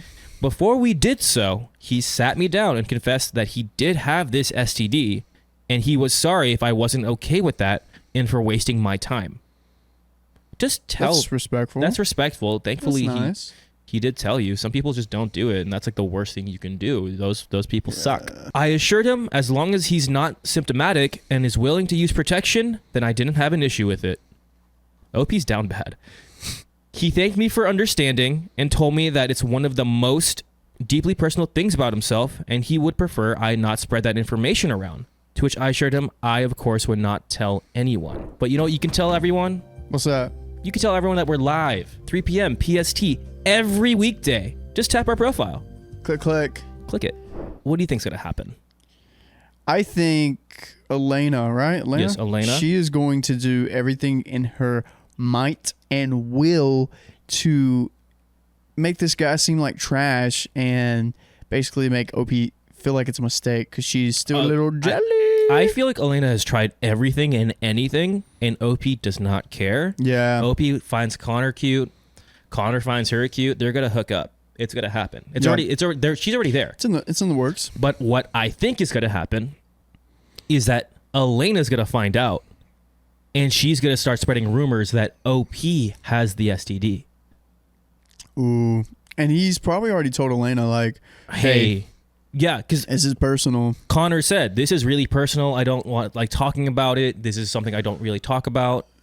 It's not this week's new hot goss. Yeah. And Elena has already told it to OP Yeah. right off the bat. In the moment, I think I was a little caught off guard and didn't know if I should mention that Elena had already told me about this. But since then, it's just not sitting right with me. I would want to know if one of my past partners was sharing that sort of information about me. And many of my friends I talked to about this agreed. Sabrina included. I figure I should find a time to talk to him in person and tell him the truth. But I'm worried he'll be upset with me for not telling him sooner. And then he'll go off on Elena, causing a bunch of tension and drama in the friend group. I have no idea what to do in this situation. Any advice is appreciated, especially if anyone has any idea how to reveal this information to someone. There's an edit to add. Let's read that edit.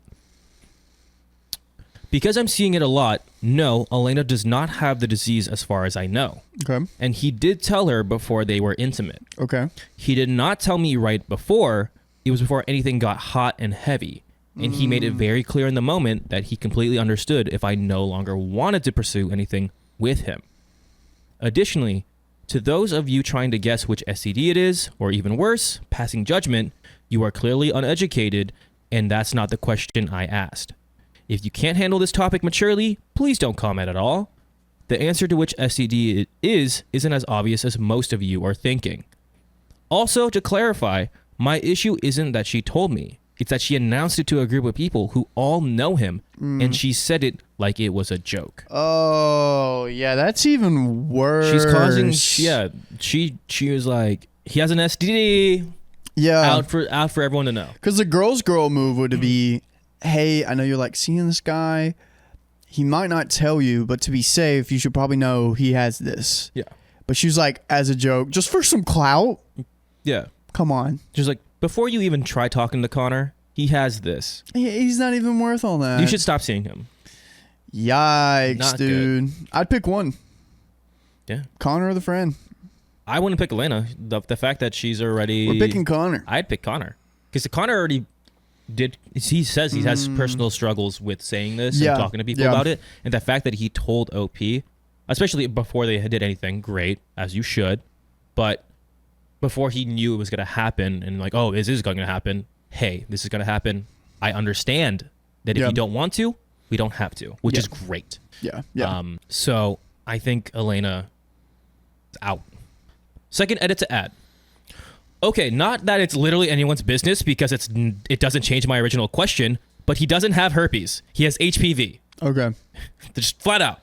Not sure why that's less shameful than the former, but there, now you know. And that's the end of the story. I guess she's just asking how to talk to Connor about this. That's what she's getting to more. Probably, honestly, what's going in my head is you wait a day or two, say, hey, Connor, can we grab some coffee? Grab some coffee and kind of let him know. Yeah. That's the best way I think I'd execute it. I think just talking to him, I feel like... And then he needs to confront Elena about spreading that information. She shouldn't confront Elena about it. Yeah. He needs to well, that might get more, because she did say it might get to even more drama. Well, I mean, there's going to be drama nonetheless. What you could say is these are the people that were included, and he could lie a little bit. Not saying you should, but this could help by not putting Elena or OP in the dirt or throw her under the bus, but be like, hey, I heard from a couple of people asking about my STD. The only other people that I know I've told is these people, and I know you're in a friend group with these people. Yeah. Did you tell anyone? Or at least did you tell them, because she did blurt it out. Maybe they all did know already. I don't know. I don't know. I doubt it, but we can't just assume. But I say for OP, talk to Connor about it. You should bring it up. Because again, it seems like he's very insecure about it, and that's like a very personal detail that he does not like talking about. Oh yeah. If it's something that I'm putting myself in his shoes, if I'm insecure about something, I really don't want to talk about it. Oh yeah, no. But I would want to know if people are talking about it behind my back. 1000%. Oh yeah. So definitely tell him that, hey, this was, I was informed from, no, I wouldn't say put Elena under the bus, but I was informed, and see how that gets into conversation. Yeah, agreed. But again, this situation whole is very sticky. Yeah. That's just my thing. Just be careful. I feel like this might come back to bite you, especially with Elena doing all that stuff, trying to prevent you. There might be some jealousy, and that might get into a very awkward phase. I don't know. Hopefully not, but that's usually people aren't mature about that stuff. Yeah. But that's the end of that story, guys. We got another one. But we'll see you next time. Sweet. We'll just go ahead and go to another one. You wanna produce this one? Sure. Cool. Same buttons. You'll just flip the one. Oh, we're switching sweets. I refuse to get a tattoo of my ex's name on my neck. She went livid. You just don't do that. We dated for 2 years. She loves tattoos. Maybe had 6 when we were dating. To be honest, I never liked tattoos, but I don't judge people for having it. Once we had an argument on a topic that she had a tattoo right over her vajayjay area written as James property. Whoa. Whoa. James is my surname. Whoa. She said she had done this for me. I appreciated her, but also I told her it wasn't necessary. By the way, this comes from Material Towel 8051 on the r/OK Storytime subreddit. So, I told her she doesn't need to show her love by mocking her body, and I love her for being herself. She took it offensively and started to argue with me, saying I don't love her and I don't appreciate her efforts for our relationship. She had an argument but was able to solve it and pass through it. Then she asked me to have a tattoo of her name on my neck as her birthday present. She knew that I had absolutely hate tattoos and I do not participate in blood donation events, so it's a big no from me. I told her she can ask anything, but I won't have any tattoos. She again started to argue with me, but I was firm with my decision. This is a lot. She lost it. Oh, of course you did. Called me names, shouted at me, and accused me for using her. I couldn't believe what I was hearing from her in that moment. I realized our relationship was getting toxic. I wanted to end it, but wanted to give it another go because I loved her. To my surprise, she broke up with me, saying she can't be with someone who doesn't love her. Before I could do anything, I found myself blocked on every social media from her. 2 years has passed since then, and I'm in a lot better position right now. I'm doing really well, and I'm earning a fair income amount too. I've gained new hobbies, I met new people, and became friends with them. But last night, I got plenty of messages from my ex asking how I was. I wasn't expecting this because I almost forgot that she existed because of the way we parted ways, but I didn't reply to any of them. She's coming back. You don't have to reply to any of them. She did this to herself. At midnight, I got a bunch of calls from her, but didn't pick any of them up. In the early morning, she called me again and was sending me messages constantly. I finally picked up her call and she said, we need to talk. I told her about what, and she immediately said she made a huge mistake by breaking up with me. These are all gigantic, toxic red flags. I made a huge mistake because I can't remove that tattoo. They don't do tattoo removals down there, and we got to get back together. Yeah, I crossed the name. I might want to cross the name out, but oh well. That she misses me and wants me back. She also said she won't force me. She also said she won't force me for anything again, and will try to remove the tattoos if I want. I was listening to her, but for some reason, I didn't feel anything. It's maybe because my life became way more beautiful without her. In these past 2 years, I don't want to sacrifice it. I just said, F off and never try to contact me again. Then blocked her. I wouldn't. That's not the right way to do it, especially maybe talk things out, not just bye, done. Well, I mean, she literally blocked him on everything. He had no way of talking to her. And he was like, maybe he wanted to talk to her before she just, you don't love me because you didn't get a tattoo on my neck. You don't love me. So I hate you. Done. Don't talk to me ever again. I got a tattoo on my vajayjay for you. I don't know if what I did was right or wrong, but I shared it with some of my friends today. Some of them said I did the right thing, and some of them said I was extra cruel to her for saying it because she was trying to get a chance to fix our broken relationship. Am I the a-hole? We got an update 2 days later. If you're not comfortable and you're hesitant about getting back together with someone, you're not excited about getting back together with someone, why get back together? You moved on. You 2 years. Yeah, it sounds like you moved on so much You more. moved on so much better. 2 years of you just like, that was toxic and that was crazy. I'm in a better place. The fact that you don't feel anything, that's fine. And I'm wondering why she's coming back so hard. So hard. Like what did She she looked- realize? she looked- she looked down. 2 years later. She looked down and she was like, I miss him. I should call him. I should call him. But I blocked him on my own accord and didn't want to talk to him because he didn't want to get my name on his neck because he hates tattoos. Almost every one of you guys told me to block her, which I already did, and to move on. I was determined to move on, but my ex seemed to have other plans. How did she have other plans? Is she tracking him? Since I blocked her contact number, she started to spam call me. Every time I block a number, I'd get another call from a new number. It was my ex, asking me to meet her once, and she wants to see me desperately. BS. I wanted to change my number, but it's hard because my job requires a healthy communication with my coworkers, and they always contact me on this number. I was getting spam calls from her, but later I started to get spam messages from her friends saying to man up and to meet up with her. They said she's badly hurt by my actions and she still loves me a lot. They also said my ex didn't date anyone in the past 2 years and was celibate because she was working on herself to be a better person for me. Another BS. BS.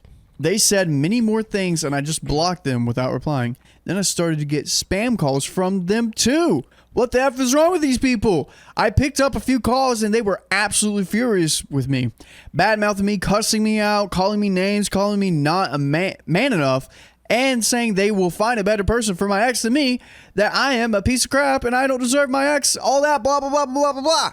Great. Thank God. I would be so happy. I'm like, yeah, do you understand I don't want to talk to you? I just laughed out loudly, which maybe made them more furious. I just told them I noted their contact numbers, and now I'm going to take legal help. To my surprise, their call stopped immediately, and since then, none of them have called me once. Cowards! Now, here I did something which can make you guys angry. I met up with my ex today. Why? Because she promised me that she will leave me alone and never bother me again if I agree to meet up with her once. That's BS. Literally, you knew this was BS, brother. Dude, you could have, he did 2 BSs. This was the 3rd one that you were supposed to do to quit it all. You had it. You had it. All you have to say was no. I believed her and told her that I'll meet up with her by a nearby restaurant. She said she will book a table for us and fix the time for us to meet up. When I reached the spot, I saw her waiting at a table. This was the first time I saw her in 2 years. She didn't change that much. The only thing changed is that she got some more tattoos on her hand and on her shoulders. She was brunette now, but now she colored her hair blonde. She proceeded to hug me, but I rejected it. I told her that I'm not in a hurry. My girlfriend is waiting for me. This is not true. I'm not dating anyone. I have no interest to spend time with my ex. She looked hurt, took her eyes down for a minute, and regained herself, saying she understands and she won't take much time. She asked me to sit down, and she then apologized to me for how she ended things between us and how she regretted it every single day. She said it was a crappy person back then, and now she can realize how much damage she has done to our relationship back then. She can apologize to me, and she understands if I have nothing to do with her, and if I hate her, or if I don't want to see her again, and if I wish her dead because she thinks she deserves it. I was silent, and hearing all these things, I could see tears were rolling from her eyes. I told her that I don't hate her, and I'm sorry for being rude to you in that call. And I congratulate you for improving as a person, being a better person. She thanked me. I asked her if she still had the tattoo on her JJ. She said yes. She has no intention of removing it. That's great for your next partner. You're like, who's that? I told her to remove it and to move on with her life. Then I told her I need to leave, and she said she wished me all the happiness for me. She was happy because I finally met someone who would take good care of me. I thanked her. She said she will keep her promise and she will never contact me again, but she wished one day we can be friends in the future. Then she said goodbye, and both of us walked away in different directions. But you can never walk away from us because we go live every weekday at 3 p.m. PST. Just tap her profile. Just tap on it. How do we feel about this apology? It's heartfelt. Yeah, It's I kind of like heartfelt. it. I like the apology and the fact that she's maturing. Yeah. And OP was just like the little white lie, like having a girlfriend that probably helped a lot, actually. Yeah, because she was definitely going to try to make moves to get back together. 100%. But the fact that she's like, I'm happy that you found someone. I'm working on myself. Mm-hmm. Good for the ex that she realized that she was being very toxic, very psychotic. Yeah. And good on you guys literally like having an actual mature conversation. Yeah, like, yeah. You know, she ended things bad, and then you kind of ended things bad, OP. This was mature. This is probably the best outcome you could do. Yeah, I agree. It didn't seem like she had a trick up her sleeve, though. She just wanted to apologize, and I think she wanted to apologize so she can take a step on apologizing to herself. 100%. And that's why she had to meet in person and had to apologize. Yeah, she's like, I worked on myself. The last thing I need to do before I really close this door, or at least seal the deal, is forgive the person she hurt. Yep. Or like how she went about it, and she realized I did this. Great. At least she got, she says she,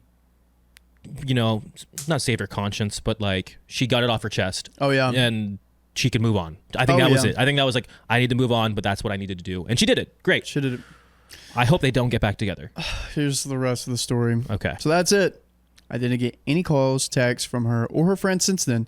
I feel like this is a closure I really needed, and now I'm free in my life. I feel fresh. I feel like I can move on with my life without any type of hesitation. I wish her the best and hope that she finds true love in her life. Thanks, everyone, and I really appreciate all of you for the support. Thank you once again. Boy, oh boy, was I wrong. Because we have an update? We have another update 8 days later. It seemed so perfect. It seemed like it worked out, and then update 2. Oh boy. Hello, everyone. This is me again. It's been a week. I'm here to update you guys about my situation. Also, I'll be clearing some doubts, and people ask me in my DMs. Did she try to contact me again? Many of you in my previous post said that she is not done and will try to contact me again. Good news, guys. It seems like she's really become a mature person. Since last week, I didn't receive a single message from her or calls. Even I didn't get any messages from her friends as well. Some of them blocked me and some of them apologized for their behavior. Did she remove the tattoo? Like I said in my last post, she didn't remove it. She said she would keep it even though I told her to remove it and to move on with her life. She said she knows and she'll manage. I didn't take it any further. Did she make any sexual offers during the meetup? No, she didn't. She looked emotional and she was asking for forgiveness the whole time. Is it true that she was celibate for 2 years? In her words, she was. She said she knows I won't believe it and she doesn't know how to prove it. She said since our breakup, she was a total wreck and was able to understand how toxic she was. She sought therapy and worked on herself for improvement. Did she involve any of her friends? She said she didn't expect it. In fact, her friends assured her that they will convince me to get back together with her, so she trusted them. She also said sorry for it, and she will make sure that our friends doesn't bother her again. Current relationship. In my previous post, I was seeing a coworker. Yes, we are dating now. 4 days ago, I got a proposal from her unexpectedly. It was a perfect moment for us. I hugged, kissed, and slept with her for the first time and made it official on my account, and my friends are still congratulating me about it. That's it. A wild chapter of my life has finally closed. I'm set to put my step for my upcoming future with my girlfriend. Thanks for everyone who showed your support. It was really great and respected you all for it. Wishing a happy life to all of you. So he kind of was saying someone he wasn't really lying. He wasn't really lying, but it wasn't like I have a girlfriend. But yeah. that kind of worked out. It's like, okay, that chapter of my life is completely closed. And then 4 days later, like, it just naturally worked. Yeah. This is good. Coincidence? No. That's how it works. Good karma. Yeah. And hopefully that girl does change and becomes a better person. And I think she is. I think this was a very, like, at the very beginning, this was like a very scary story. And this could have gone really bad. But it went... She learned that she was very toxic and she worked on herself and she closed that chapter of her life and she's willing to move on. I really hope she does get that tattoo removed just for her partner. Or, hear me out, sees another guy with the same name. Or even that. But that's just for another day. Stay celibate, only do certain positions, and then one day be like, hey, I got a surprise for you. Yeah. Boom. Surprise. Old tattoo. No, I'd just be like, I just got this for you. I got this one day and I knew it was for Just you. for you. And good for OP. OP wished her the best. Again, the way it was handled before they actually talked was very poor, but they handled it maturely, good enough for both of them. Like adults, just talk. I mean, I know she was acting very crazy and I would be hesitant too. Yeah. If I was getting spam called from not just her, but her friends. Oh, for sure. But forgiveness is earned. And I think that works for best of both of you. I rejected my roommate when she tried to make a move on me. Get out of my way. Yeah. I, 25 male, have been living in a student dorm with 4 other people for almost a year. We all share a kitchen and common areas. One of the roommates is a 21-year-old female I've always gotten along with pretty well. Friendly, normal roommate vibes. Nothing flirty from either side, or so I thought. Last weekend, I was eating dinner alone on the couch in the living room. By the way, this comes from user background still 3371, and if you want to submit your own stories, go to the r/OK Storytime subreddit. I'm Dakota. I'm Sophia. I'm Keon. And we're here to give you good advice goofily, but we don't have all the answers. We only know what we would do, so let us know what you would do in the comments. And OP says, she came in clearly a little tipsy or schmoozied on the boozy, sat right next to me, and we started chatting about random stuff. Out of nowhere, she leaned in and tried to kiss me. She was really unsteady and her eyes were glassy, so my immediate thought was, she is way too messed up for this to be a real decision, and if anything happened, it would look like I took advantage of her. So I kind of froze, gently moved away, and said something awkward like, hey, you've had a lot to drink. Yeah, that's kind of all you can. I mean, you could say other things. There's more things you could say, but that's a nice one. Yeah, you could say, get out of my way. Disgusting. Gross. I excused myself to the kitchen. I figured she'd wake up the next day, barely remember it, and everything would go back to normal. Uh-oh. It did not. No. Since that night, she has completely avoided me. She won't make eye contact. She leaves the room if I enter. She skipped our usual group snack nights 3 days in a row, which she never does. One of our Group other snack nights? yeah, That group sounds snack great. nights. You Do you got have group snack nights? you got where elite everyone snacks? brings a like really good snack. what's the most elite snack? You know what I really like? Those Hello Pandas.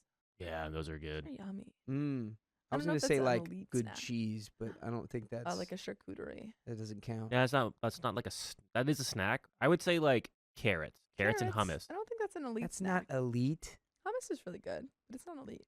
Are you kidding me? Every time I have carrots, you're like, yeah, carrots. I love Beef carrots. Jorpy. No, that's smelly, and not everyone can have it. We'll think about this.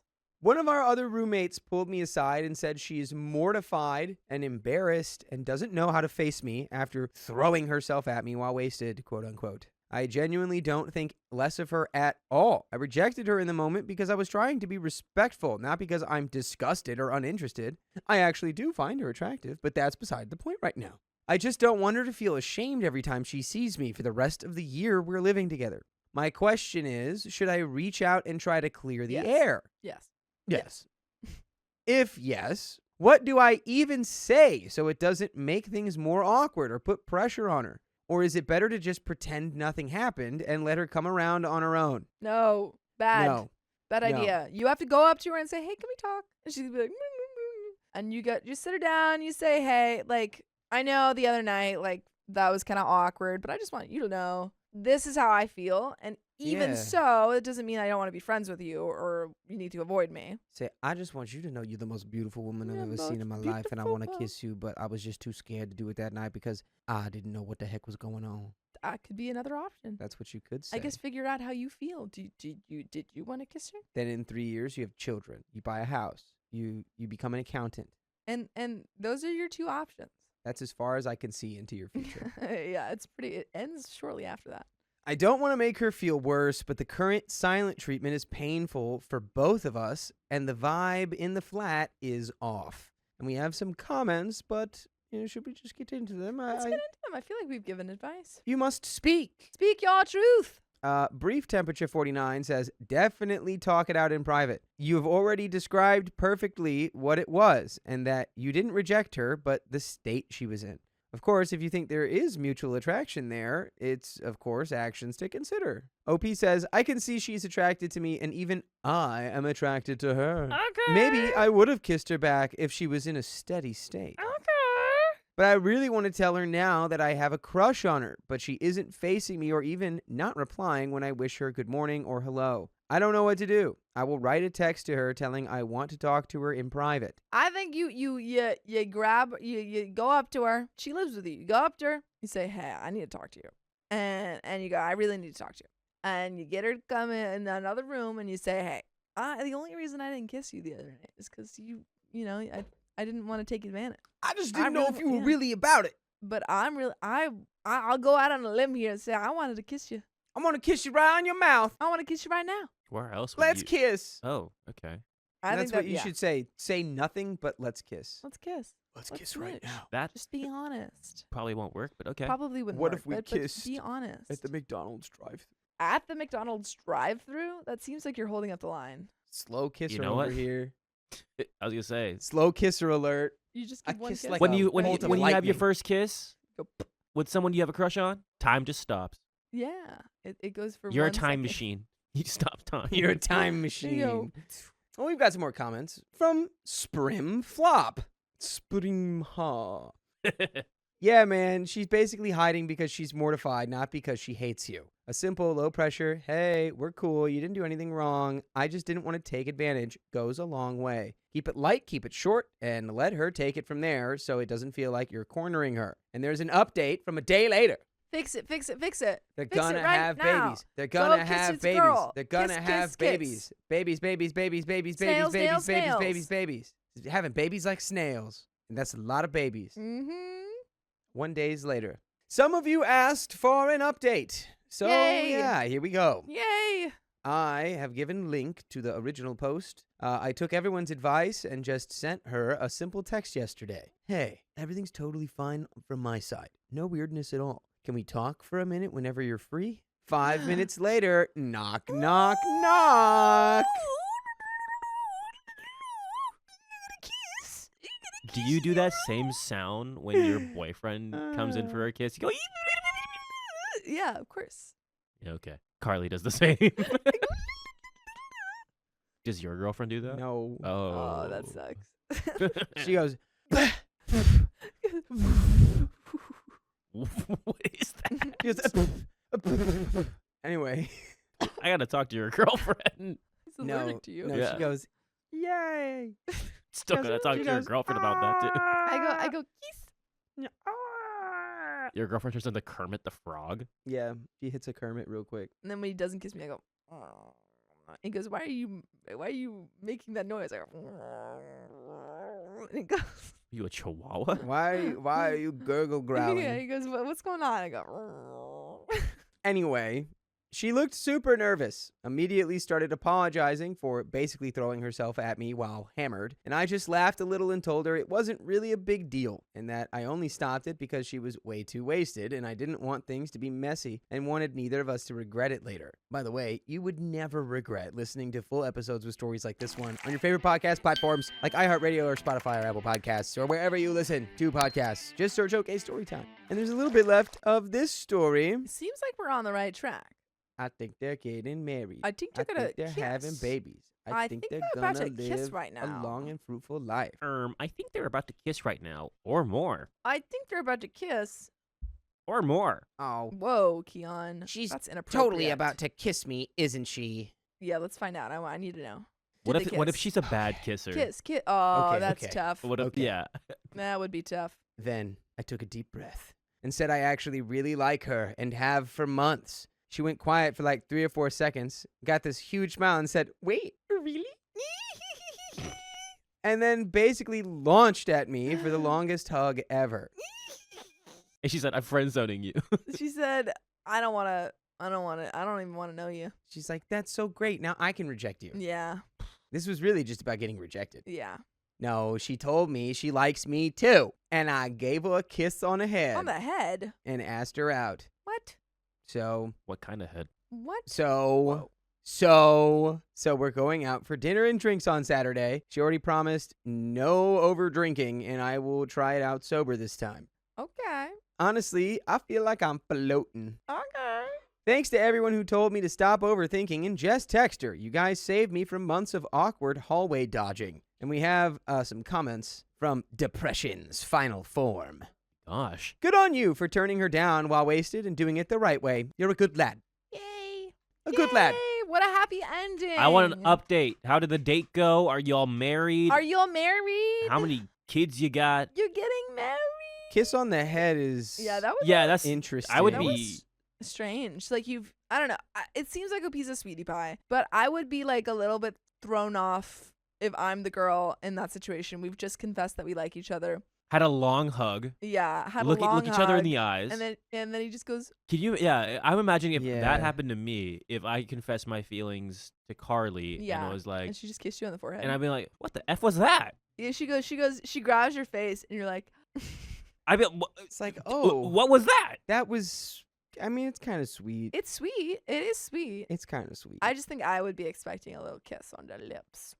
Gross. That's how germs are spread. That's how snails are spread. You kiss a snail Um, on the lips, now you got yeah. meningitis. When And Anderson everybody's says- talking about big old snails. He wants the first kiss to be a thing. Yeah, it seems like he wants it to be like Magical, special, which is cute. mystical, magical, Benson Which Boonicle. is cute. Yeah, that's fine. Hey, Ming Ming. Ice cream. Thank you for the 422. Just wanted to share a Christmas miracle. I found my dream job and signed my contract literally on the 25th. Yay. I'm now working remotely for an art gallery based in California. I'm so happy. That's so Wow. exciting. I love Working that. for the gallery. What gallery do you work for? That's really I want to buy some art from you. exciting. Give me all your art now. Give me us all your your art art. now. Give me us all all of your art. now. All your base belong to us. All your fart or belong to Mart. It still belongs to Dakota What? What? because you're stink. Hey, look at me in my eyes. Look at me. Oh, that one wasn't really that good. Oh, that one was good. Yeah, I just wanted to make him laugh. Stupid. All right. Because he's got the headphones on, so he hears the. I He double hears the hear fart. it. Yeah. Yeah. Yeah. All right, we're at about 45. This one's short, so I may add another one. Keep that in mind. Okay. I believe you've already done so. I have.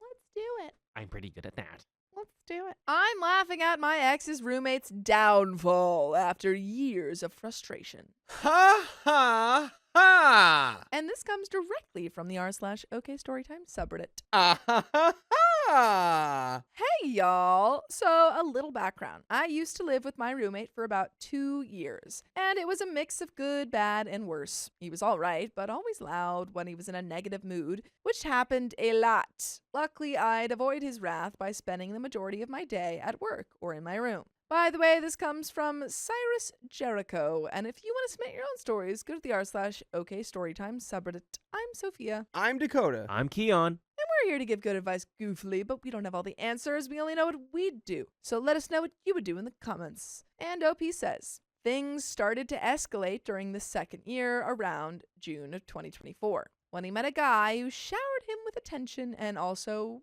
party candy. He was always wired or wasted for a month while that was going on. During that time, I had to take care of his pets and so on. Without telling me, he moved in this friend who didn't pay rent. He stayed with us from June to March on and off. During that time, we fought constantly about him. He would yell back that it was my fault our bills weren't paid or were too high. Keep in mind, most days I'm out of the house 9 to 13 hours and I'm always giving my share. Turned out he was using my money to fund his and his partner's habits. No way. He But- stole your money Yeah, for party candy? yikes. For nerds gummy clusters? But he didn't care and tried to scam more money out of me. November rolls around and he finds a cheaper light bill company where we pay weekly. It wasn't cheaper. It was $300 a month, and we didn't even use heat for the entire winter. Having to do that gave him more excuses to complain and get angry for whatever reason. New Year's comes and goes, and we get into another fight because of his guest and other issues. In February, I told him I was moving out when the lease was up. He was mad again. Between those times when we were good, I'd show him places for himself so he could move as well. He said no. He could manage the $2,500 apartment alone, plus light, gas, and insurance. I kept saying if he was sure, and he said yes, so I left it alone. March rolls around, his guest is finally out of the picture. We get him arrested, and he will serve time in prison? What? Okay. You guys collectively got this guy arrested? Alright, we did a sting operation Yeah, the on whole Mr. time. Friend. The whole time OP's roommate was just like, no, stop getting involved. I'm in- I'm undercover. I'm in deep cover right now. Stop. April rolls around and another explosive fight happens. This one got so bad I stopped paying rent and he couldn't do anything. Same with May and June. In June, things got physical because he went in my room and started taking things out. I got tired of it, and luckily I kept recording our fights as a just-in-case scenario because I've read a lot of Reddit stories that say evidence is always helpful. Well, that is true. Sure is. Sure is true. Big truths. All right. The last 2 weeks I was there, I stayed at my friend's place. On move-out day, I moved everything out myself while he kept telling me to be quiet and hurry up. But I'm imagining this is all still part of his sting operation. He's like, oh, I'm actively undercover. I'm on a stakeout and you're being so loud. You're blowing it. You're blowing it. Another fight happened, and I threatened him with the police, DPS, and disability. He shut up and left for a while. What I forgot to mention is that he is on disability, which isn't considered a disability anymore because there's medication that helps. And millions of other people have it and are living their lives to the fullest. DPS because he has fake tags on his car, and they are looking to repo it. Now, a couple of friends think I'm the a-hole. I spent the whole month of July alone enjoying the peace. Yesterday, I saw a GoFundMe regarding my ex-roommate on a couple of my friends' pages, and I started laughing at the irony. I started talking to my group of friends about it and making jokes. Well, someone said I should have sympathy for him and his dogs. I said screw him. I tried to help, but he wouldn't budge, and I'll enjoy seeing him on the street. Other people agreed with me because they had seen his anger and read about it on Facebook, painting me and others in a bad light. He has another roommate who pays his portion of the rent every 2 weeks, and now he doesn't have the money. By the way, I'm also his neighbor, so I will see everything. But anyway, am I the a-hole for enjoying the downfall of my ex-roommate? And by the way, it would be your uphill. All right, Kate Bush. You would be running up a nice hill if you listen to full episodes of stories just like this. Just go to Spotify, Apple Podcasts, or iHeartRadio and search up OK Storytime. Keep running on the road. Yeah, that could be you. You could be you. Kate Bush. You could be Kate Bush. But there is an update, folks. Any final thoughts? I think reveling in the suffering of others is poison for the heart. However, this is somebody who did make your life a nightmare, and you were in a physical altercation with them, and they were stealing from you and were making your life just bad. It was making your life bad. And so, I'm shocked that all of your mutual friends have, or some of them have taken his side. Yeah, just to be like, did they know about all this? oh, just show him sympathy, and it's like you, poor little guy. you could. Or I could It's not. easier to show sympathy when you weren't directly involved with the situation. That's really what it is. Yeah. Update. My other ex-roommate who was living with us has told me that he is going to pull a disappearing act. He told the leasing office he is moving and isn't going to pay the rent for this month. While doing that, he is leaving that roommate all alone and soon to be homeless because he can only pay the rent, not the other guy. Apparently, he is running because he also lied about his information when he applied and got accepted for a specific credit card. They emailed and mailed him something, and supposedly he could get arrested for fraud or something. He's running off to another state, which he was dumb enough to post on Facebook. Oh, this guy's not an undercover agent. Yikes. Guy's just a dummy. His GoFundMe has now turned into his travel funds, even though he makes $1,800 a month and he is moving in with family who is letting him live there for free. And we've got some comments. Comment 1, you can enjoy his downfall, but try not to do so too much. You still have a lot of life ahead of you. OP says, I'm not doing anything as of now. I feel bad for my friend who is living there, and he is making his life a living heck. And that's the end of that story, folks. Lovely. Wow. Sometimes Sometimes your problems don't fix themselves, and sometimes your problems get a warrant out for their arrest for fraud and have to leave the state. And then you wipe your hands of them. And sometimes you get a good feeling. That tonight That is true. is going to be a good night. And sometimes you have comments to read. We're gonna do And that. tonight's No, gonna Sometimes you have be another story. I lied. a good night. Sometimes you have a second or I've fourth got story a to read. feeling. They just turn into dogs. Which one is it? I got a feeling. Oh, that am I the a-hole for tonight's distancing gonna myself be from my Yes, friends? that one. a good night. What's the best Black Eyed Peas song? Think very carefully. Why isn't this working? Let's get it started. It's not working. The read link. Huh? Yeah, I'm sorry. You've got to be kidding me. Oh, fixed it. Okay. Everything's fine. I was freaking out. Don't worry, everyone. I am on the case. I fully freaked out, dude. I'm on the case. Where is the love? What? By the Black Eyed Peas. Where is it? Exactly. Where did they put it? I mean, I left it right Where there. is the love? You gonna call me and say, where is the Where is love? I the left it on the love? dining room table All right, here you go. with a note on it. It said, "Here's the Said, love." Here it is. Alrighty, let's do it. Bum, bum, bum, bum. Bum bum bum bum Bum, bum, bum, bum. Let me test this. I just want to see how it looks. Bum, bum, Okey-dokey. bum.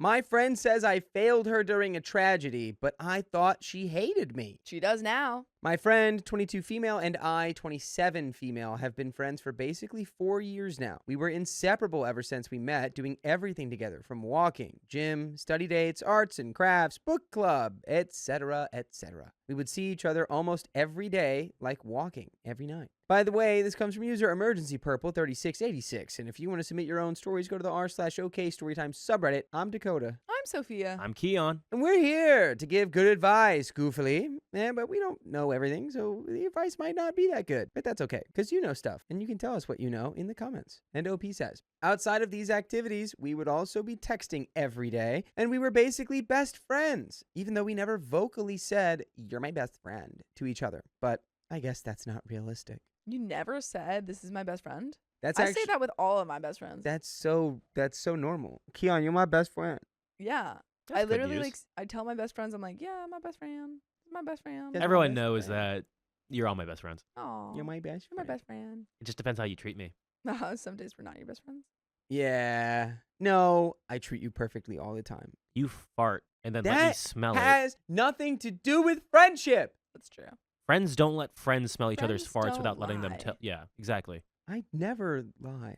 No, you just let me smell it and then you stare at me and you're like, did he smell it? Until I lock eyes with you and you, yeah, he smelled it. That's not And then I even give you you're that dirty Anyway, look. we've got describing things that stories. don't happen. We've got stories to read. She would tell me things she couldn't tell anyone else, and she would even get me to join organizations she would volunteer for and work for, although we never worked together per se, as we would have different shifts. Fast forward to this year when she graduated and I was looking for a teaching job. She got a job in a school before me, and I was applying left and right and going to job interviews. One day she heard that there was an opening for the same position she is working, which I told her I would love to work in. And she texted me about it and to quickly send my CV so she could share it with her supervisor. I ended up getting the job, and we started working in the same office, and we literally eat lunch together and park our cars next to each other. Aww. That's adorable. He's cute. What was a shock to me was when I started working with her, all of a sudden she wasn't acting like my friend, and I felt like she was being cold and distant with me. Another thing that bothered me was when I told her I don't have my car on Mondays and Thursdays, she didn't offer to drive me. I live 1 minute away from her. Another thing that happened was when I got triggered by an interaction with a member of HR staff and went spiraling thinking I'm going to lose my job. And when I started having a breakdown in front of her, she said, "You are so out of touch. This is too much negativity. You're just going in circles and keep saying the same thing," and just left my room. Dying. Which, if you are in a mental breakdown spiral and you're talking to someone who's like 21, Yeah, they're I mean, like she's a lot younger than you. not equipped to help you or handle it, like that sounds like a normal response. Just like, yeah, I don't know what to help you. You're being very negative and you keep saying the exact same thing and I don't know what to say to help you. Yeah, I mean, it could be a youth thing that she just didn't know how to handle it. Yeah. I later shared how I felt with her. I couldn't open up about the second thing as I didn't feel comfortable. And she apologized and said that she's acting that way at work because she's just very tunnel vision and focused and professional at work. She said we've never been in a professional setting together like this, and so it's going to be a new dynamic. Okay, I agree, whatever. And we agreed that we should do more fun things outside of school because I felt very distant. After the interaction where she left my room when I was triggered and having a panic attack, I honestly didn't feel safe or comfortable being vulnerable with her, and it caused me to feel more distant. At the same time, this alter ego she has at work and how we don't act like friends at work also made it worse, as I didn't feel close to her. She also always seems to go to our mentor to tell her about funny things that happen with her students in the hallways or in her lessons. And I feel very excluded and hurt by this too. Today she found out that her great aunt, who she was very close to, passed away. And I overheard when she went to our mentor to tell her about it. She was shocked by the news and just wanted to ask about and figure out how she can take a few days off work to be with her family. I felt hurt that she didn't come to tell me first. I went in and asked what was happening, and as she was crying, and honestly, I literally felt like I was overstepping and making her uncomfortable by entering the room. But I had to. Anyways, we discussed how she could take days off work, and I hugged her and said I'm sorry, but I am honestly not good with physical touch, so even this made me uncomfortable. I asked if they were close and how it happened, but she just said yes, very close, and cried and went to her room. I didn't follow, and I thought maybe she doesn't want me and she wants to be alone. All the signs were telling me this. She went to my mentor to tell her about it, and she rushed into her classroom when I asked her about it. Was I supposed to follow her into her room? I didn't check on her for another maybe 2 hours as I was lesson planning. And then I had a lesson with my student. Then I decided I should check on her as the whole team was at the meeting table and she was all alone in her classroom. I asked if it's okay for me to come in. I felt so unwanted. And if it's okay for me to sit down. She said yes, and I sat down, but she wasn't opening up to me. She later left early to be with her family, and I hugged her as she left. She texted me a few hours later about how she felt so hurt that I wasn't there for her and that it was so painful to be alone in that moment. I told her I was sorry and that I thought she wanted to be alone, but that next time I would try to be there for her. And by the way, next time, this time, every time, you can listen to full episodes with stories just like this one on your favorite podcast platforms like iHeartRadio or Spotify or Apple Podcasts. Just search OK Storytime. And there is a little bit more story left here. Honestly, I feel like our feelings are getting in the way a little bit. I think both of you are just kind of like going through a lot emotionally and then expecting maybe too much from the other person that they can't provide, and then being upset that they can't provide that specific thing that you guys want. And I think going forward, you just have to be more open and honest about, hey, this is what I need going forward. This is what I was expecting. I realize I can't just assume that you know that. Yeah. You know, when your feelings dictate your actions, you are no longer in control of yourself. And feelings are very real, but it's the mastery of our feelings that allows us to, move through a situation like this. Yeah. And just being able to let stuff go. Mm-hmm. Just like she went to the mentor, it's all right. You can just let that go. That doesn't mean that she doesn't like you or is not your friend. Be like She's Elsa. super professional at work. She's probably one of the younger people there. Of course, she's going to want to be very professional so that she comes across as good. She's a teacher. There is some level of authority that is, wanted or demanded there. You just gotta be, you both have to communicate about what you need and what you want, and that's that. But just be like Elsa. Let it go. Let it go. OP says, I feel like such a bad friend, but I feel so distant from her. I don't know what's going on because she was like a sister to me, and it's making me so upset for us to be like this. At the same time, I don't feel comfortable opening up or being vulnerable with her at this point in our friendship. How was I supposed to respond to the news of her loss today? I'm honestly not even that good with grief and passing and stuff and supporting people with that, so that gave an added challenge. Like, I watched my coworkers and the way they scooped her up so maternally and hugged her and stroked her, but I am so bad with physical touch that I can't do that type of stuff. So it makes me feel like such a bad friend and a failure and the a-hole. Am I the a-hole? Any advice to save our friendship or explanation on why this is happening to us? Because you're not communicating. You've got to communicate. You can't just Be assume. honest. Yeah. No assumptions. It sounds like you've assumed also that this has been your best friend. Yeah. That it's never been said. You never but said she's your it. sister. You know what they say when you assume. Yeah. My wife wanted an open marriage and broke our rules the very first night. Aw, you don't say. That stinks. I'm a 36 male married to my 35 female wife. We've been together for a long time and have 2 kids, 5 and 8, stable jobs, and overall a solid life that we have built together. I'm more introverted, I don't drink, and I prefer being home. By the way, this comes from Painus69. Painus. And if you want to submit your own stories, go to the r/OKStorytime subreddit. And I'm Angie. I'm Dakota. And we're here to give good advice goofily, but we don't have all the answers. We just know what we would do in these situations, so let us know what you would do in the comments. And OP says, my wife is more social, drinks when she goes out, and usually goes out with friends every few weeks. Until recently, this never bothered me, and I felt very secure in our marriage. A few days ago, my wife told me that she's been feeling less schmexy and less desired as she gets older and wants more novelty. In the initial conversation, she made it clear that she was interested in the idea of spicy sleep with other men in a one-night stand capacity.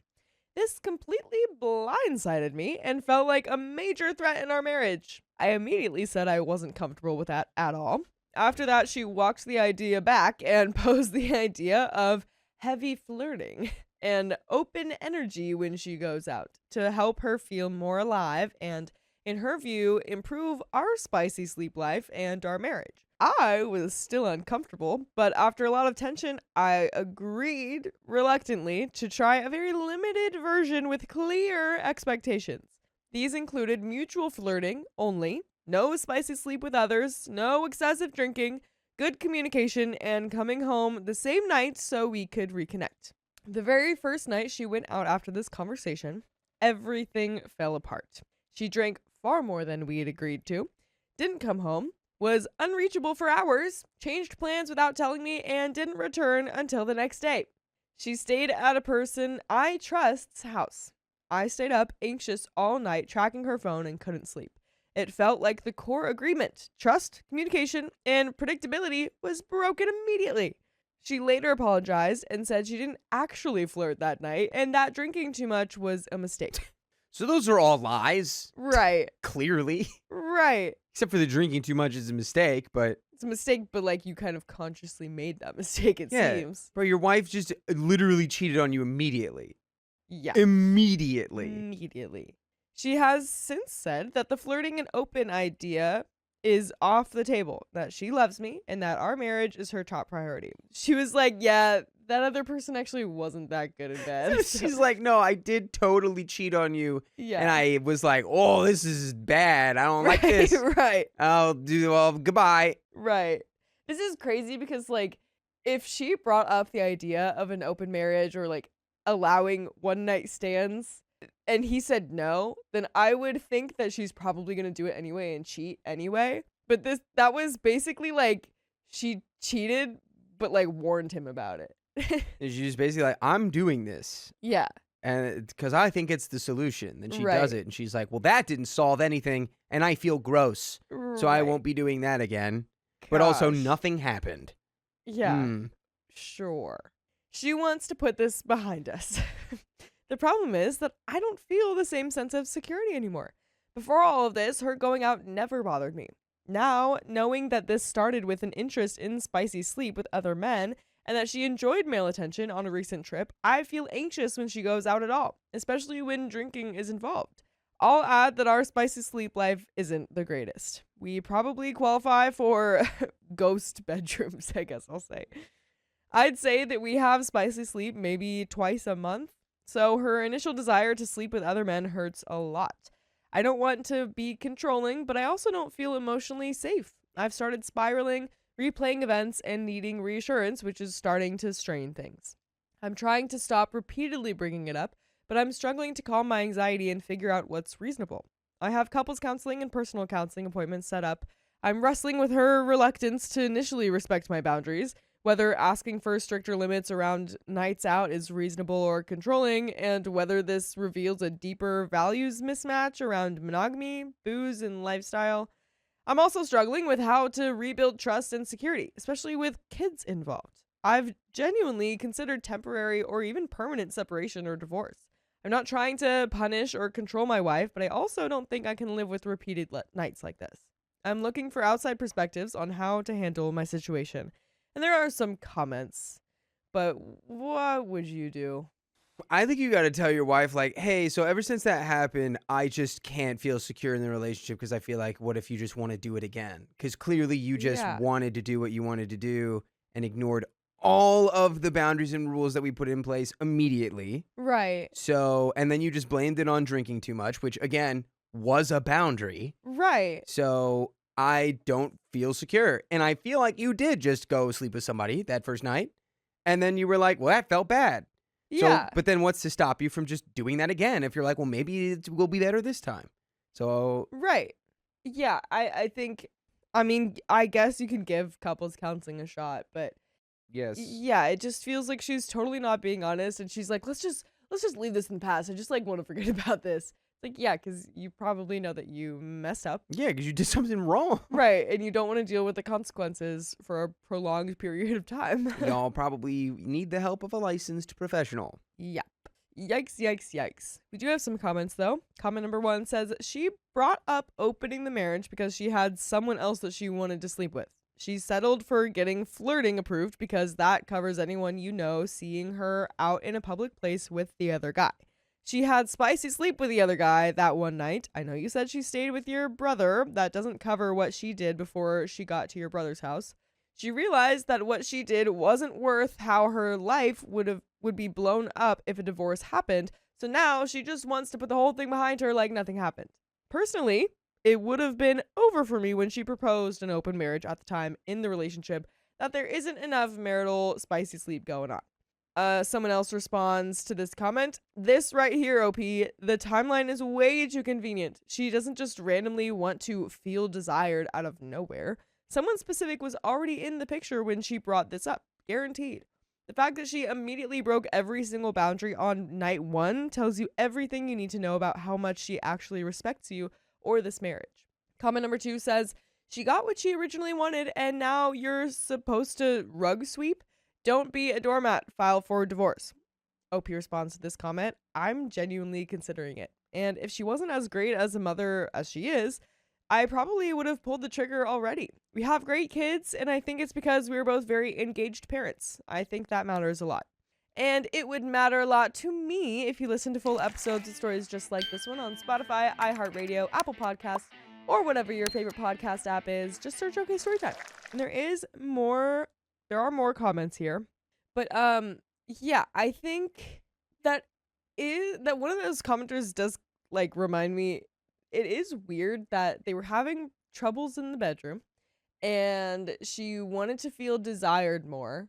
So instead of like trying to talk to her husband about him desiring her more, she immediately was like, the only way I can feel desired more and more schmexy is with other people. That's odd. Yeah, no, she fully just had a guy she wanted to bang. Yeah. There was one guy. Right. She was like, I want to flirt with all these people out here. Or this guy is like eyeing me across the room. I just wish I wasn't married. Yeah. Banged that guy and then said, I don't feel any better about myself. Yeah, right. In fact, I may feel worse. Yes.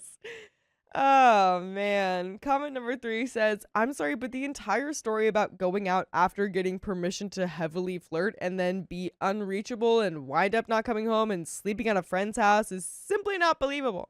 It sounds like damage control. Followed by a complete turnaround in what she pushed hard for doesn't make any sense unless something happened that night. This commenter quotes the story. She later apologized and said she didn't actually flirt that night and that drinking too much was a mistake. She has since said the flirting and open idea is off the table and that she loves me, that her marriage is her top priority. She wants to put this behind us. This absolutely confirms that something happened, and it's something that she's terrified of you finding out. Please don't be so naive to believe that she just got a little too wasted. And that's the end of that story. My wife confessed that her affair was physical right after I forgave her. No takebacks. I am a stay-at-home dad of 3 kids, including one with special needs. For the past couple of years, it has been a slog. Therapist after therapist for my kiddo with cerebral palsy, Ooh, that's 2 tough. other kids in school, and non-stop responsibilities. This was something we discussed many times. She works and provides financially, and I stay at home with the kids. By the way, this comes from Watch Available 4586, and if you want to submit your own stories, go to the r/OK Storytime subreddit. I'm Savannah. I'm Sophia. And we are here to give some good advice goofily, but we don't have all the answers. We would only tell you what we would do in this situation, but we would love to know what you would do in the comments. As OP says, 2 years ago, she joined a gym and began a relationship with John. My wife and John would frequently message on Facebook about random things, but things she tried to hide and delete. She lied about speaking to him and about what they talked about. We are done having kids, so during this time, she got a front airbag augmentation and a tummy tuck type procedure. It felt like she was gearing up to cheat on me, but she assured me it was just her way of reclaiming her motherhood body. She spends an unreal amount of time at the gym. Before work, on off days, it never stops. She can easily spend 3 to 4 hours there. Meanwhile, I am at home with the kids, making breakfast and lunch, getting them to school, and taking my child with cerebral palsy to therapy appointments. I started to feel like a single parent while she was living her dream life at the gym and building a career. She felt I was treating her unfairly. Last summer, she took her rings off. She did not tell me directly, but she started saying we were separated, even though there were no ground rules or real discussions. She continued living her life with her rings off, as if a decision had already been made. We were clearly in a slump. My suspicion about her relationship with John continued, but our marriage went through hills and valleys. Some days felt better, and others felt like it was never going to work. We laid out rules about John, and I asked her to delete him from her phone and block him. I said they could communicate at the gym since he was there so much, but nowhere else. Then in June, I found a text thread on her phone while trying to fix it. It was messages upon messages detailing her relationship with John.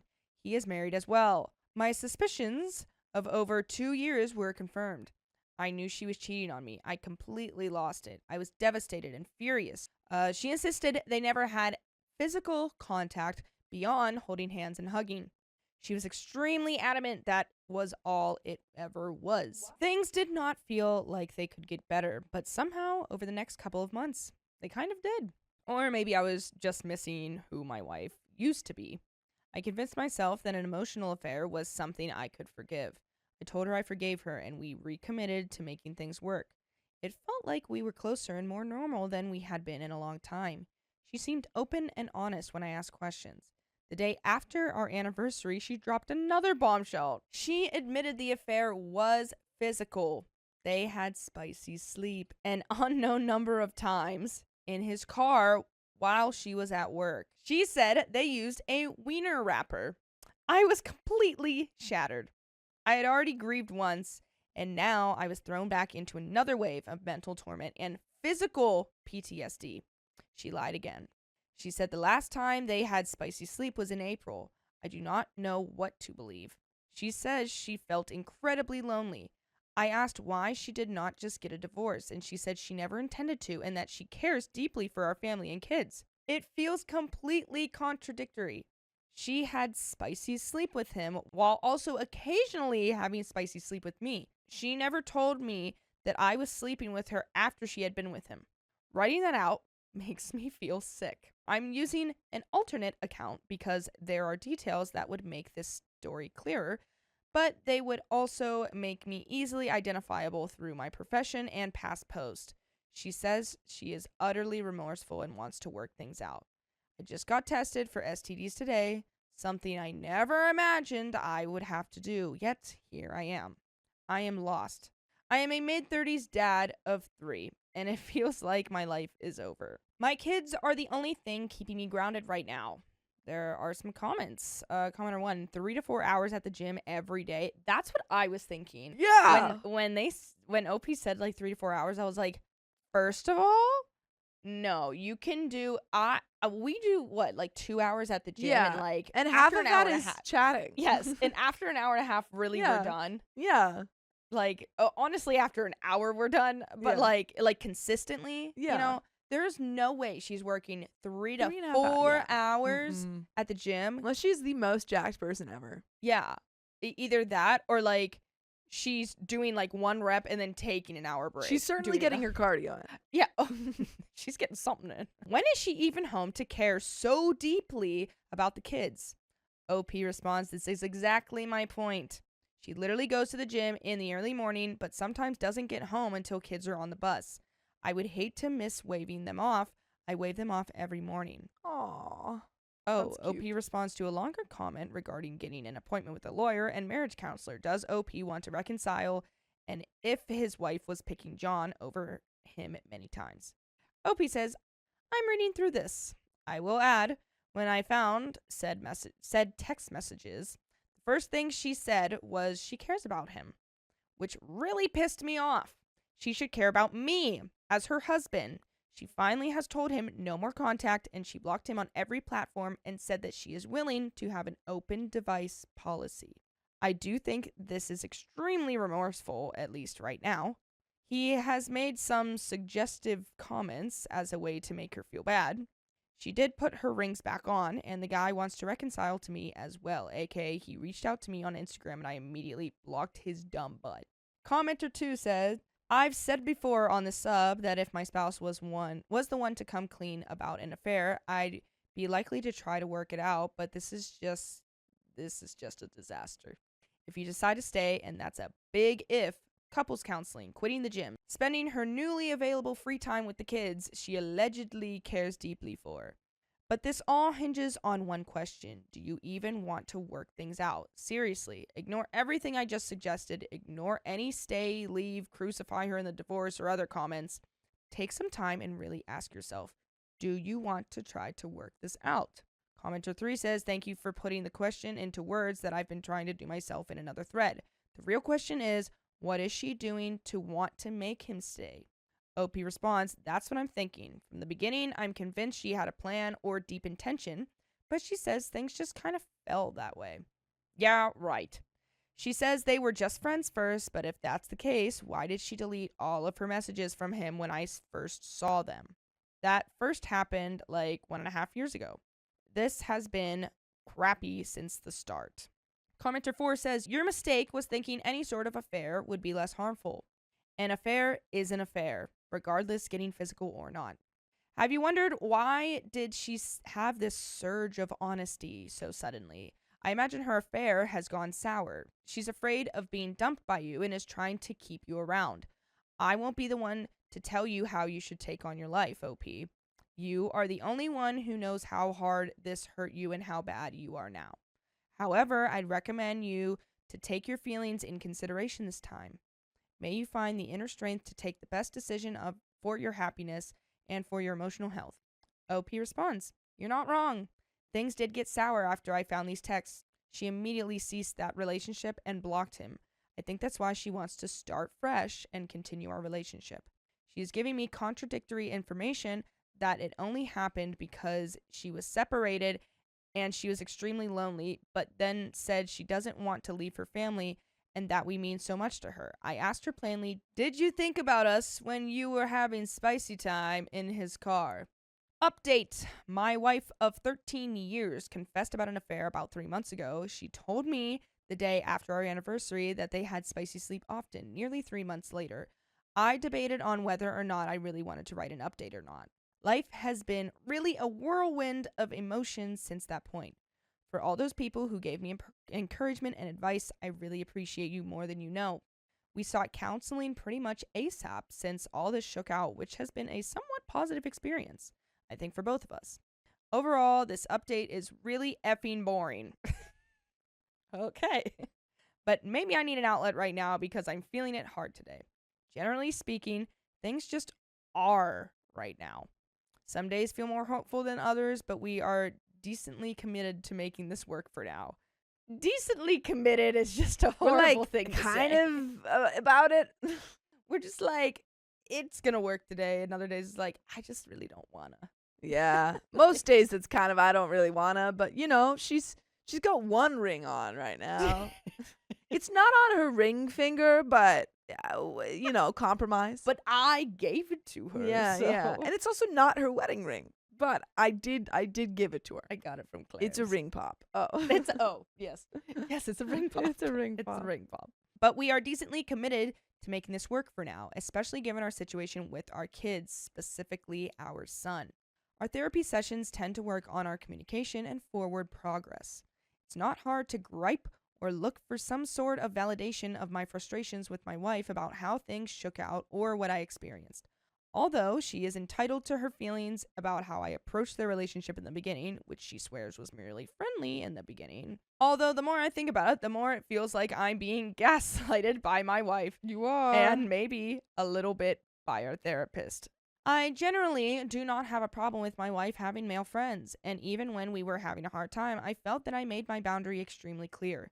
Initially, when they were just friends, she would message him like regularly, going into topics that felt boundary crossing. In this, she says they were just friends. But now I don't think I'm comfortable with her having friends like that again. And I told her that. I am a little upset because reflecting on things now makes me feel like both my wife and our therapist made it seem like I'm letting my anxiety get the best of me. We have moved toward an open device policy, really on her end. We have set new boundaries about relationships and maintaining these relationships. Although now that I read and type this out, I really feel like I'm giving more than what she ever had to, even though she's the one who decided to pursue a runaway relationship with another man. She states she didn't feel safe in our marriage and pursued this relationship. I'm so conflicted on how to feel about everything as I type this. I'm learning to rebuild my trust in her. I need to feel safe again. I want to feel like this was her character flaw rather than a reaction to how she felt I treated her. She says she felt unsafe, frustrated, unloved. I am not saying those things aren't untrue because she is entitled to her own feelings, but it feels like an excuse. Things were rocky for a while, but she feels that we were not doing well before I had issues with her communication with this guy. That feels incorrect because since that moment, I know I've been short with her and with good reason. She literally lied about the amount of communication they had together. Feels like I'm being gaslit because she made it seem like friends have that regular amount of communication. Some days we end in fights, mainly about my tone or my reaction. It feels like a broken record. She constantly criticizes how I communicate with her or our kids.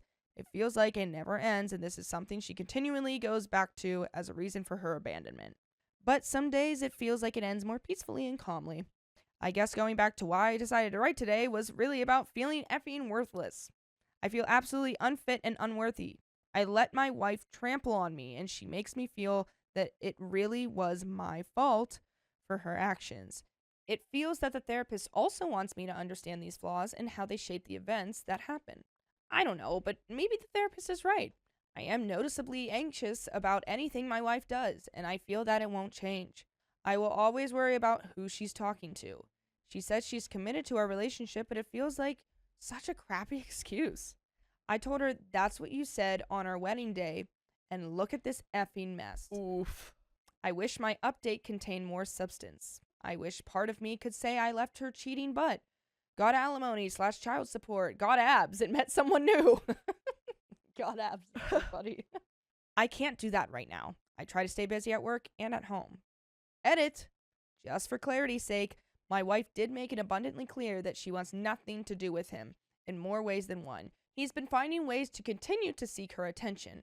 He even wrote an email to her, and she showed me immediately. Okay, well, that's growth, but also, I don't know. I don't know. I think OP, just in the way that you're writing this, I don't know if you can, if you want to work it out. It doesn't seem like you're there. It doesn't seem like it's ever going to get better to you, Yeah. OP, because it seems like you're always going to think about this. This is just always going to be on your mind. And sometimes that's how people react, and that's okay. That's just how you That's are. an incredibly reasonable reaction. Yeah. This is way validated. But I just think that now you're just trying to work it out when it's not going to work. Yeah. That's just the way it is, and it That's the stinks, way it and is. it happens to a lot of people. You're not the only one. So, but there are some comments. Commenter 1, I'm sorry, dude. I guess you decided to stay. I know I wouldn't. It's easier said than done, yes, but she lied, and lied. I'm sure there's more lies in there too. OP says, my decision to stay isn't set in stone. It's built on the idea that we are extremely fragile and she has to put in the work. If not, or if she crosses our transparent boundary, I'm not giving her a third chance. Commenter 2, I'm curious, have you informed his wife? Has she cut contact with him? Does she still go to the gym? What is she doing to make this work on her end? Please elaborate. I'm genuinely curious. I would like to know how you're doing to be able to move forward in this. I'm sorry you're going through this. Update made. OP says, as far as I know, he and his wife are separated and made that an agreement. So to him and his wife, he was within his own rights. That's all hearsay, though, and I'd rather not think about it anymore. Does my wife go to the gym? Buddy, let me tell you, she's still addicted to it. Goes every day in the AM since me and my kids are still sleeping. Still works out for 3 to 4 hours at a time usually, although she is quite social when she goes, which is why it takes her so long. She finds that her identity really relies on her ability to maintain this gym time, I've noticed. I think if you took it away from her, I don't know what she would do. Commenter 2 says, fine, I can understand that gym, but is it the same gym? Like, is this just business as usual? They still attend the gym together? Please, I hope not. You can't be that naive. There has to be some consequences, at least in my experience. If nothing changes, nothing changes. What has she done exactly in this reconciliation to prove to you that you're not her second choice? OP responds, it is not the same gym. Although it's funny when she complains about not being able to go there, mainly because of her old friend group and proximity to our house, it makes me want to stare at her and laugh as if she didn't cause that entire problem. That's ridiculous. Yeah. I would be so frustrated if she was like, oh, I just missed the old gym. Like, blah, blah, blah. It's like, okay, well, maybe you shouldn't have pooped where you work out. Ooh, don't poop at your gym. Don't poop there. Don't poop where you lift. Commenter 3, fire your therapist, whoever they are. They suck. You need to find one specializing in infidelity who will hold her feet to the fire. Unless your therapist holds that line that no matter what was going on in the marriage, cheating is inexcusable, and that the first priority is to deal with your pain and the nuclear bomb that your wife chose to blow up in the middle of your marriage. They're crap and completely unqualified to do their job. Good luck. OP responds, she has tried EMDR therapy for my trauma. I believe they are qualified, at least somewhat, but I wish she would be more assertive about protecting me given what transpired. Although, to that effect, I know she needs to remain neutral, so I'm not sure what good therapy looks like. Commenter 4 says, find a new couples therapist because yours sounds very biased. And I really suggest individual therapy because you need a space away from her to work through this. OP responds, I agree. I think individual therapy would really help me. Commenter 5 says, never ever be a stay-at-home dad. Women lose all respect for their spouse. Okay. That is stupid comment. Stupid comment. Yeah. We're skipping your stupid Get a job comment. pronto. By the way, you can listen to full episodes just like this. Go to Spotify, Apple Podcasts, iHeartRadio, or your favorite podcast app and just type in OK Story Time. And we come up and you'll see our beautiful faces. Oh my, there's a second update. Let's just get into it. I've given my advice. I think individual therapy is a great idea. I mean, just leave, OP. That's my thing. Just leave. Just get out of leave. there. It's not getting better. Update 2. Self-esteem repair following affair. Same day, different subreddit. Oh. My wife of 13 years cheated on me. We have been seeking counseling and trying to work through it, although today I'm realizing that I have literally no self-esteem anymore. Dang. She works out constantly while I am a stay-at-home parent, and it shows. Without going into my past, or if you need context, you can go into my post history. How do you begin to love yourself again, especially since I have decided to stay? That's the thing. If you're finding that you can't love yourself, that your self-esteem is just gone, then maybe the only way that you can love yourself is to leave. My boyfriend made a lot of mess, so I stopped cleaning for him. Good, you're not his maid. I, 29 female, and my boyfriend, 26 male, have been in a relationship for 2 years and 11 months. And on October 10th of 2025, we got our first apartment together. I noticed relatively quickly I was doing most of the cleaning, dishes, vacuuming, wiping down surfaces, shared laundry, like bed sheets and throw blankets, meal planning, cooking, grocery shopping, etc. By the way, this comes from Additional Bat 5706, and if you want to submit your own stories, go to the r/OK Storytime subreddit. I'm Savannah, I'm Carly. and we are here to give you some good advice, but goofily. We don't have all the answers, obviously, but we would love to know what you would do in the comments, and we're going to tell you what we would do right now. As OP says, I have said before moving in, I don't mind doing most of the basic cleaning of the floors and furniture since I have pets and they leave hair and track litter around as pets do. But it has quickly spiraled beyond that. He is a mechanic and leaves his dirty laundry on the floor, leaves crumbs all over the counter, just sets dirty dishes in the sink, multiple cups around the apartment, waits until his stinky laundry is filling the air before doing his laundry, refuses to shower before bed, making the bed stink like car and bad body odor. I'm sorry, but Ew. that's disgusting. Ew. That's gross. Leaves toothpaste in the sink, pee on the toilet and floor. Ew. Can he not aim? He never refills the Brita dispenser, leaves dirty tools and bolts and hats everywhere, etc. He was walking around our carpets with his oily work shoes and finally stopped when I threatened to throw the shoes away due to the black oil stains now on our beige carpets. I have talked to him multiple times in passing since we moved in. Hey, rinse your toothpaste down the drain. Hey, you peed on the floor again. Can you clean it up? Hey, you need to change clothes before sitting on the couch or getting in bed. Hey, please shower. Hey, can you wash your dishes? Etc. Is he your child or your No, partner? seriously. To no avail, of course. Just a sorry and half butt fixing the issue. Background, I came from a hoarder house and grew up in filth. So cleanliness and organization is important to me. And he comes from a nice clean home where mommy did almost everything for him. I had enough. So 4 days ago, I stopped cleaning up after him. No change. So 3 days ago, I stopped cleaning and cooking, period. No change. So today, I started making messes. Okay. At this point, you're becoming part of the problem, though. Nah, this is funny. Do it. I drained the Brita.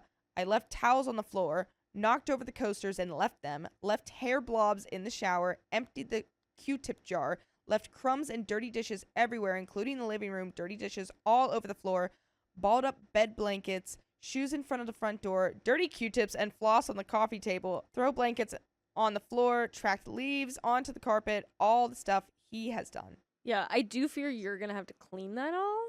And he may not even notice the mess, but I like it.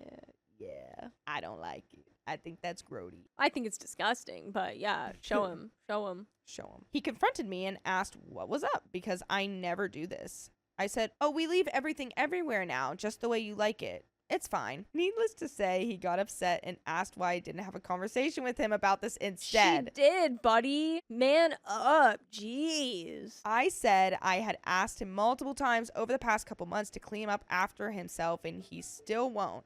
And I'm tired of doing it, so clearly we just live like this now. Well, he spent the next 2 hours cleaning the whole apartment in silence and went to bed. And now I feel like I went too far. Am I overreacting? Nope, I love it. Good job. He finally realized, let the man sulk. Yeah, He probably at least took a shower that night. that's true. Yeah, I'd say there is no harm in letting, him pick up after your mess, after you pick up all of his mess. I think this just lets him, giving him 2 hours of silence of cleaning. Like, I'm sure that would stick with him and be like, okay, I need to, get my things together and for sure do better for us. Yeah. But let's see. Comment number 1. I think you are a genius, but if he is not a changed man from here, move out. Do not mommy a man child. It's true. Comment number 2, not overreacting. He wasn't listening to you, so you needed to take drastic action. Him cleaning up the apartment for 2 hours is one heck of a move on his part. Now he needs to follow through. Perhaps tomorrow you both can sit down before or after work and have a serious conversation about how you choose to live. There needs to be rules down, so you're not playing maid for him. You're not his mama. He best be learning to respect you more now. Comment number 3. Not overreacting. 71 male here. I had roommates like this, and there is no way they change. Mom always cleaned up for them. I'll bet if you stop being a slob, he will easily go back to being the slob. My question to you is this. What does he bring to the table that is good? Either he's a masterful lover or earns a crap ton of money. Those are the only 2 things I can think of. Because even though I'm not a perfect housekeeper, those other personal grooming habits would override anything but a $60K a month salary or the ability to suck the chrome off of a trailer hitch. Okay. OP replies, we make about the same amount of money, so we split bills 50-50, and sometimes I still pay more or have to loan him some money. He specializes in performance upgrades and engine/transmission building, and I'm a dog groomer. I normally change and shower upon getting home and have been trying to get him in the habit of doing the same. Lover department is okay, but sparse due to me mostly not being in the mood after cleaning all day and him being dirty. Sorry, that would make me so I'd be like, I'm sorry, you have to shower, you have to. Not that I am a clean freak, but If I came home covered in dog hair though, or oil and grease from the day, yeah. I'm at least changing. You're not putting your hands on me if your Yeah. hands are black with oil. No, thank you. I don't want that. He has recently, the past week, gotten on board with showering more often, but he showers before work in the mornings, which doesn't really change any issue. Was he not showering at all before that? Yeah, was he not showering before or after? Here's the thing. You can shower every day, but you don't have to, wash your hair every day. There's a difference. I don't wash my hair every day, but I shower every day. I shower every day still. I like to take off And the it's world so much when I easier come for a home. man even. You don't even have to, your hair dries so quickly. Yeah, you have this much hair, and then it's okay, done. And it's well, I have to shave my entire body and then also do the whole thing with my hair routine, and then also, all the other things. It's a lot. It's a lot, but guess what? I still do it because I like myself, and I like to be clean. I don't like to be dirty. Comment number 4. Yes, girl, not overreacting, period. Now get some self-respect and leave that child, because he sure as heck don't respect you or your time. Little boy has the audacity to still get upset when you're dealing with the same crap 24/7. You did not sign up to be his maid. We're leaving men children in 2025 and focusing on self-development. Comment number 5. Girl, he was being worthless, and you just made him have some of the value towards your relationship. He repeatedly hurt your feelings since you've moved in together by being intentionally worthless and lazy, expecting you to do it all. He's not 5. He'll get over it. And if he doesn't, then dump him and find a better guy. But it seems like he's realized what a jackbud he's been and is trying to improve. Just remember, guys backslide. So keep an eye open for that, but definitely work out a system where he contributes to maintaining y'all's home. Comment number 6, do not have children with this man. OP replies, thankfully, I don't want children at all and am very consistent with birth control. Comment number 7. My partner is like this, but he wasn't like this before we lived together. His apartment was clean. He fed himself and did his own laundry. He went on walks and took care of his fishes. Then we moved in together. I'm a much cleaner person than him, so I took on most of the chores initially. After doing too much, I asked for some help. I got the standard, but you're so good at doing it response. Not gonna lie, that gets me every single time. I'm such a sucker for it. People tell me I'm good at stuff, and I'll be like, okay, I'll do it. Like my mom used to do it. She'd be like, take the sheets off your bed, like make your bed. And I'd be like, no. And then she'd be like, but you do it so well. And I'm like, Well, that's different. You should make your own bed. I hate making my bed. I'm sleeping in it anyway. I like to make it before I go to sleep. Like if it's all like crumbled up, whatever, blah, blah, blah. So I stopped doing it until he learned to help. Stand your ground. If he doesn't respond well, I would consider not renewing your lease with him, which is unfortunately a passing sentence for a lot of relationships. Oh, there's an update. Let's hear it. Yeah, let's just get into it. He called my best friend while he was at work the next day and asked her if I was okay and if I was experiencing something he wasn't aware of. She explained that I have mental illnesses, depression, anxiety, and PTSD, and he has done something to trigger me doing a mentally ill thing. Tiny brief psychotic break with the overreaction in question. And he needs to apologize and sit down and talk to me. That night, when he got off work, he came home with flowers and my favorite candies and tears in his eyes and sat down and asked if he could talk and me just listen for a moment. Long story short, he apologized for not being a good partner to live with the past couple months and essentially abandoning me with all the household duties, and he realized how unfair and crappy that was of him. I apologized for lashing out instead of sitting down and having a straightforward conversation about it. Side note, we have both suspected for a long while he has a touch of autism, partly due to him not understanding social cues or picking up hints, or being able to read the room and never being good at basic life tasks. I know, what an ironic couple. I struggle with communicating and he struggles with taking a hint. We're both working on it. We came to an agreement on a cleaning schedule, and I'm showing him proper ways to clean things and when things should be done. We clean together or split up tasks in the evening and regroup for a shower before bed and relaxing together for the evening. By the way, you can cuddle up with a little blanket and hot cocoa and listen to full episodes with stories just like this. Go to Spotify, Apple Podcasts, iHeartRadio, or your favorite podcast app and just search OK Storytime.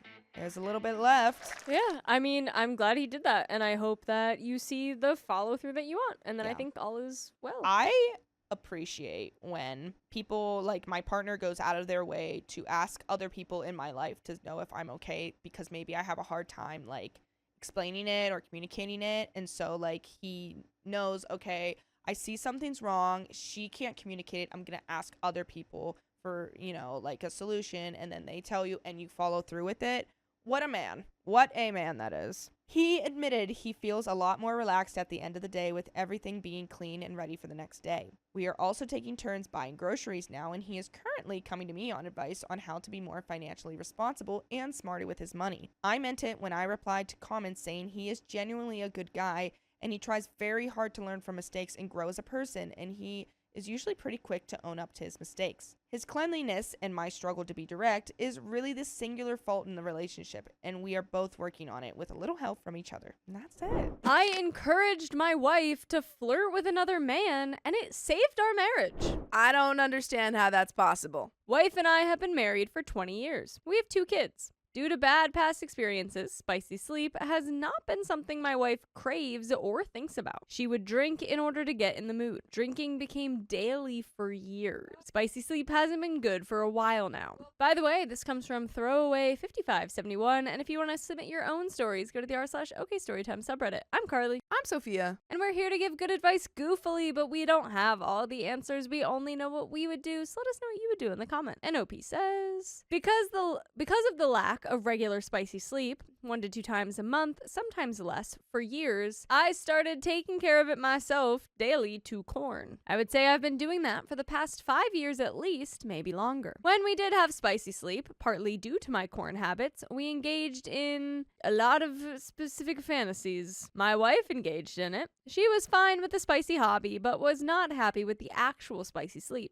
Something I didn't know until last night. I had trouble getting in the mood, maintaining a full salute, etc. Basically ED at that point. Her support of my spicy hobby allowed spicy sleep to occur. Sometimes it worked out if I went down there, and sometimes it didn't. Throughout this period, my wife consistently referred to her bad experience, and due to that experience, I can take it or leave it. I don't like spicy sleep. I could go the rest of my life without it. I went back and forth between resentment, feeling crappy about the lack of spicy sleep. I would never consider cheating on her, and I assumed this is just the way we'll always be. Maybe we'll stay together for the kids, maybe we'll separate later, who knows. I do love her, and I always loved her during our semi-spicy sleepless recent history. Now, fast forward to last October. My wife went away for a work conference. She met a guy there named Noah. She immediately told me about it. Due to my spicy hobbies, I wrote to her about embracing it. Flirt. I wrote, go as far as you want. I wasn't jealous because I figured, heck, maybe she'll at least get laid, and we're not having spicy sleep anyway. It may make her want me when she gets back. So she flirted with him. A lot. It was fun for both of us over the 2 to 3 days. She went out with friends, to bars, he was there, etc. She kept me in the loop the whole time. It ended with a lot of heavy flirting and spicy-related tension, but nothing physical. I believe her 100%. When she came back, we engaged in our usual routine. She was very aroused. She always kind of liked that particular spicy hobby. My theory was it was a way for her to get some of her power and control over spicy sleep. Then something changed. We had much more regular spicy sleep. 2 to 4 times a week her first few weeks back. And that's going from 1 to 2 times a month. Yeah, that's a big improvement. I felt closer to my wife. Without prompting, I engaged in acts of service. Small things, big things. I started writing daily messages where she could see them every morning when she started her car. I cooked for her almost daily, sometimes breakfast, sometimes lunch, sometimes dinner. I filled up her tank when I saw it was low. I've always loved her, but I really felt so much closer due to the regular spicy sleep. My wife greatly appreciated the acts of service, and the regular spicy sleep continued. I just don't understand. Did it take 20 years to get there? I kind of just feel like you never sat down to understand your wife truly, and y'all just built up resentment. Yeah, we're like, well, that's it. Can't do what she said, so there's no other way around this. Because it also felt to me like you knew that your wife had aversion to spicy sleep, and you just were like, okay, well, like, She you're has just to gonna drink to do it. you're just gonna be here in the act, and like Yeah. we're gonna pursue everything that I want to do, and you're just Yeah. kind of along. Like, that's gonna make her aversion to it worse. So much worse. I feel like we needed like a tremendous amount of therapy and like talking through it and figuring out. Something you guys both like. I also started watching my weight. I dropped 20 pounds so far, and started lifting regularly at our local gym. 30 or so days ago, I decided to stop doing the act to myself to corn, and I haven't looked at corn since. Why would I? I was getting regular spicy sleep. I told my wife, and she supported that. After 2 to 3 weeks, my wiener did its job. This made spicy sleep much more enjoyable for her. We are much more in sync now. Sometimes we engage in the spicy hobby with dirty talk. Sometimes it's just about us. She has always been a very passionate lover with dirty talk. Shortly after I stopped watching corn, she stopped drinking at home. This made spicy sleep more enjoyable for me. She quit because she felt she didn't need it to numb spicy sleep anymore. She also feels better about herself. She wants to lose weight. My wife knows I'm posting this because we both want to know, in your opinion, what happened? Particularly from my wife's standpoint, has anyone ever seen this before? My behavior change makes sense to me because, to me, it's a circle. Regular spicy sleep equals closeness to my wife equals loving her and doing more for her and us. But she doesn't really know what's changed in her. Was it the Noah experience? Was it the lack of corn in my bodily changes? She asked me to post on Reddit to see what y'all thought because she is at a loss. She always hated spicy sleep due to her bad experience, but now she loves it. We don't see it ending. Our marriage has never been better. We're just confused about what's gotten into both of us, but especially her. And we have some comments. I feel like not a therapist, but I think when you have a person who is so like averse to a thing because of a traumatic experience, and then you just keep doing that and you don't actually explore, like it's like going on a hike with a giant splinter in your foot, and you're like, yeah, you're like, oh, I'm gonna keep walking on this giant splinter, and everyone knows that you have a splinter in your foot, and they're like, well, no one's helping you take it out. No one actually wants to take it out. They're just like, keep walking on it. Yeah. Maybe it'll get better. Yeah, genuinely, dude, I feel like the Noah thing didn't really do anything, and it was just you being like, oh my God, I should figure out what my wife likes. Yeah. And, you know, maybe we can, like, do this thing together. I think it was just you saying, like, hey, like, explore what you want to do. Right. It seems like you're And interested in this also, person. I don't Explore interests. understand your whole point that your spicy activities relate to you loving your wife more. Okay. Because I don't think that, like, you doing things for her, like any acts of service, should be dependent on someone who is obviously very traumatized doing spicy activities with you. Agreed, but I understand from the mindset of, like, we have a physical intimacy that also extends to an emotional intimacy. I get that, and I think often that goes hand in hand in a relationship if that is involved in it at all.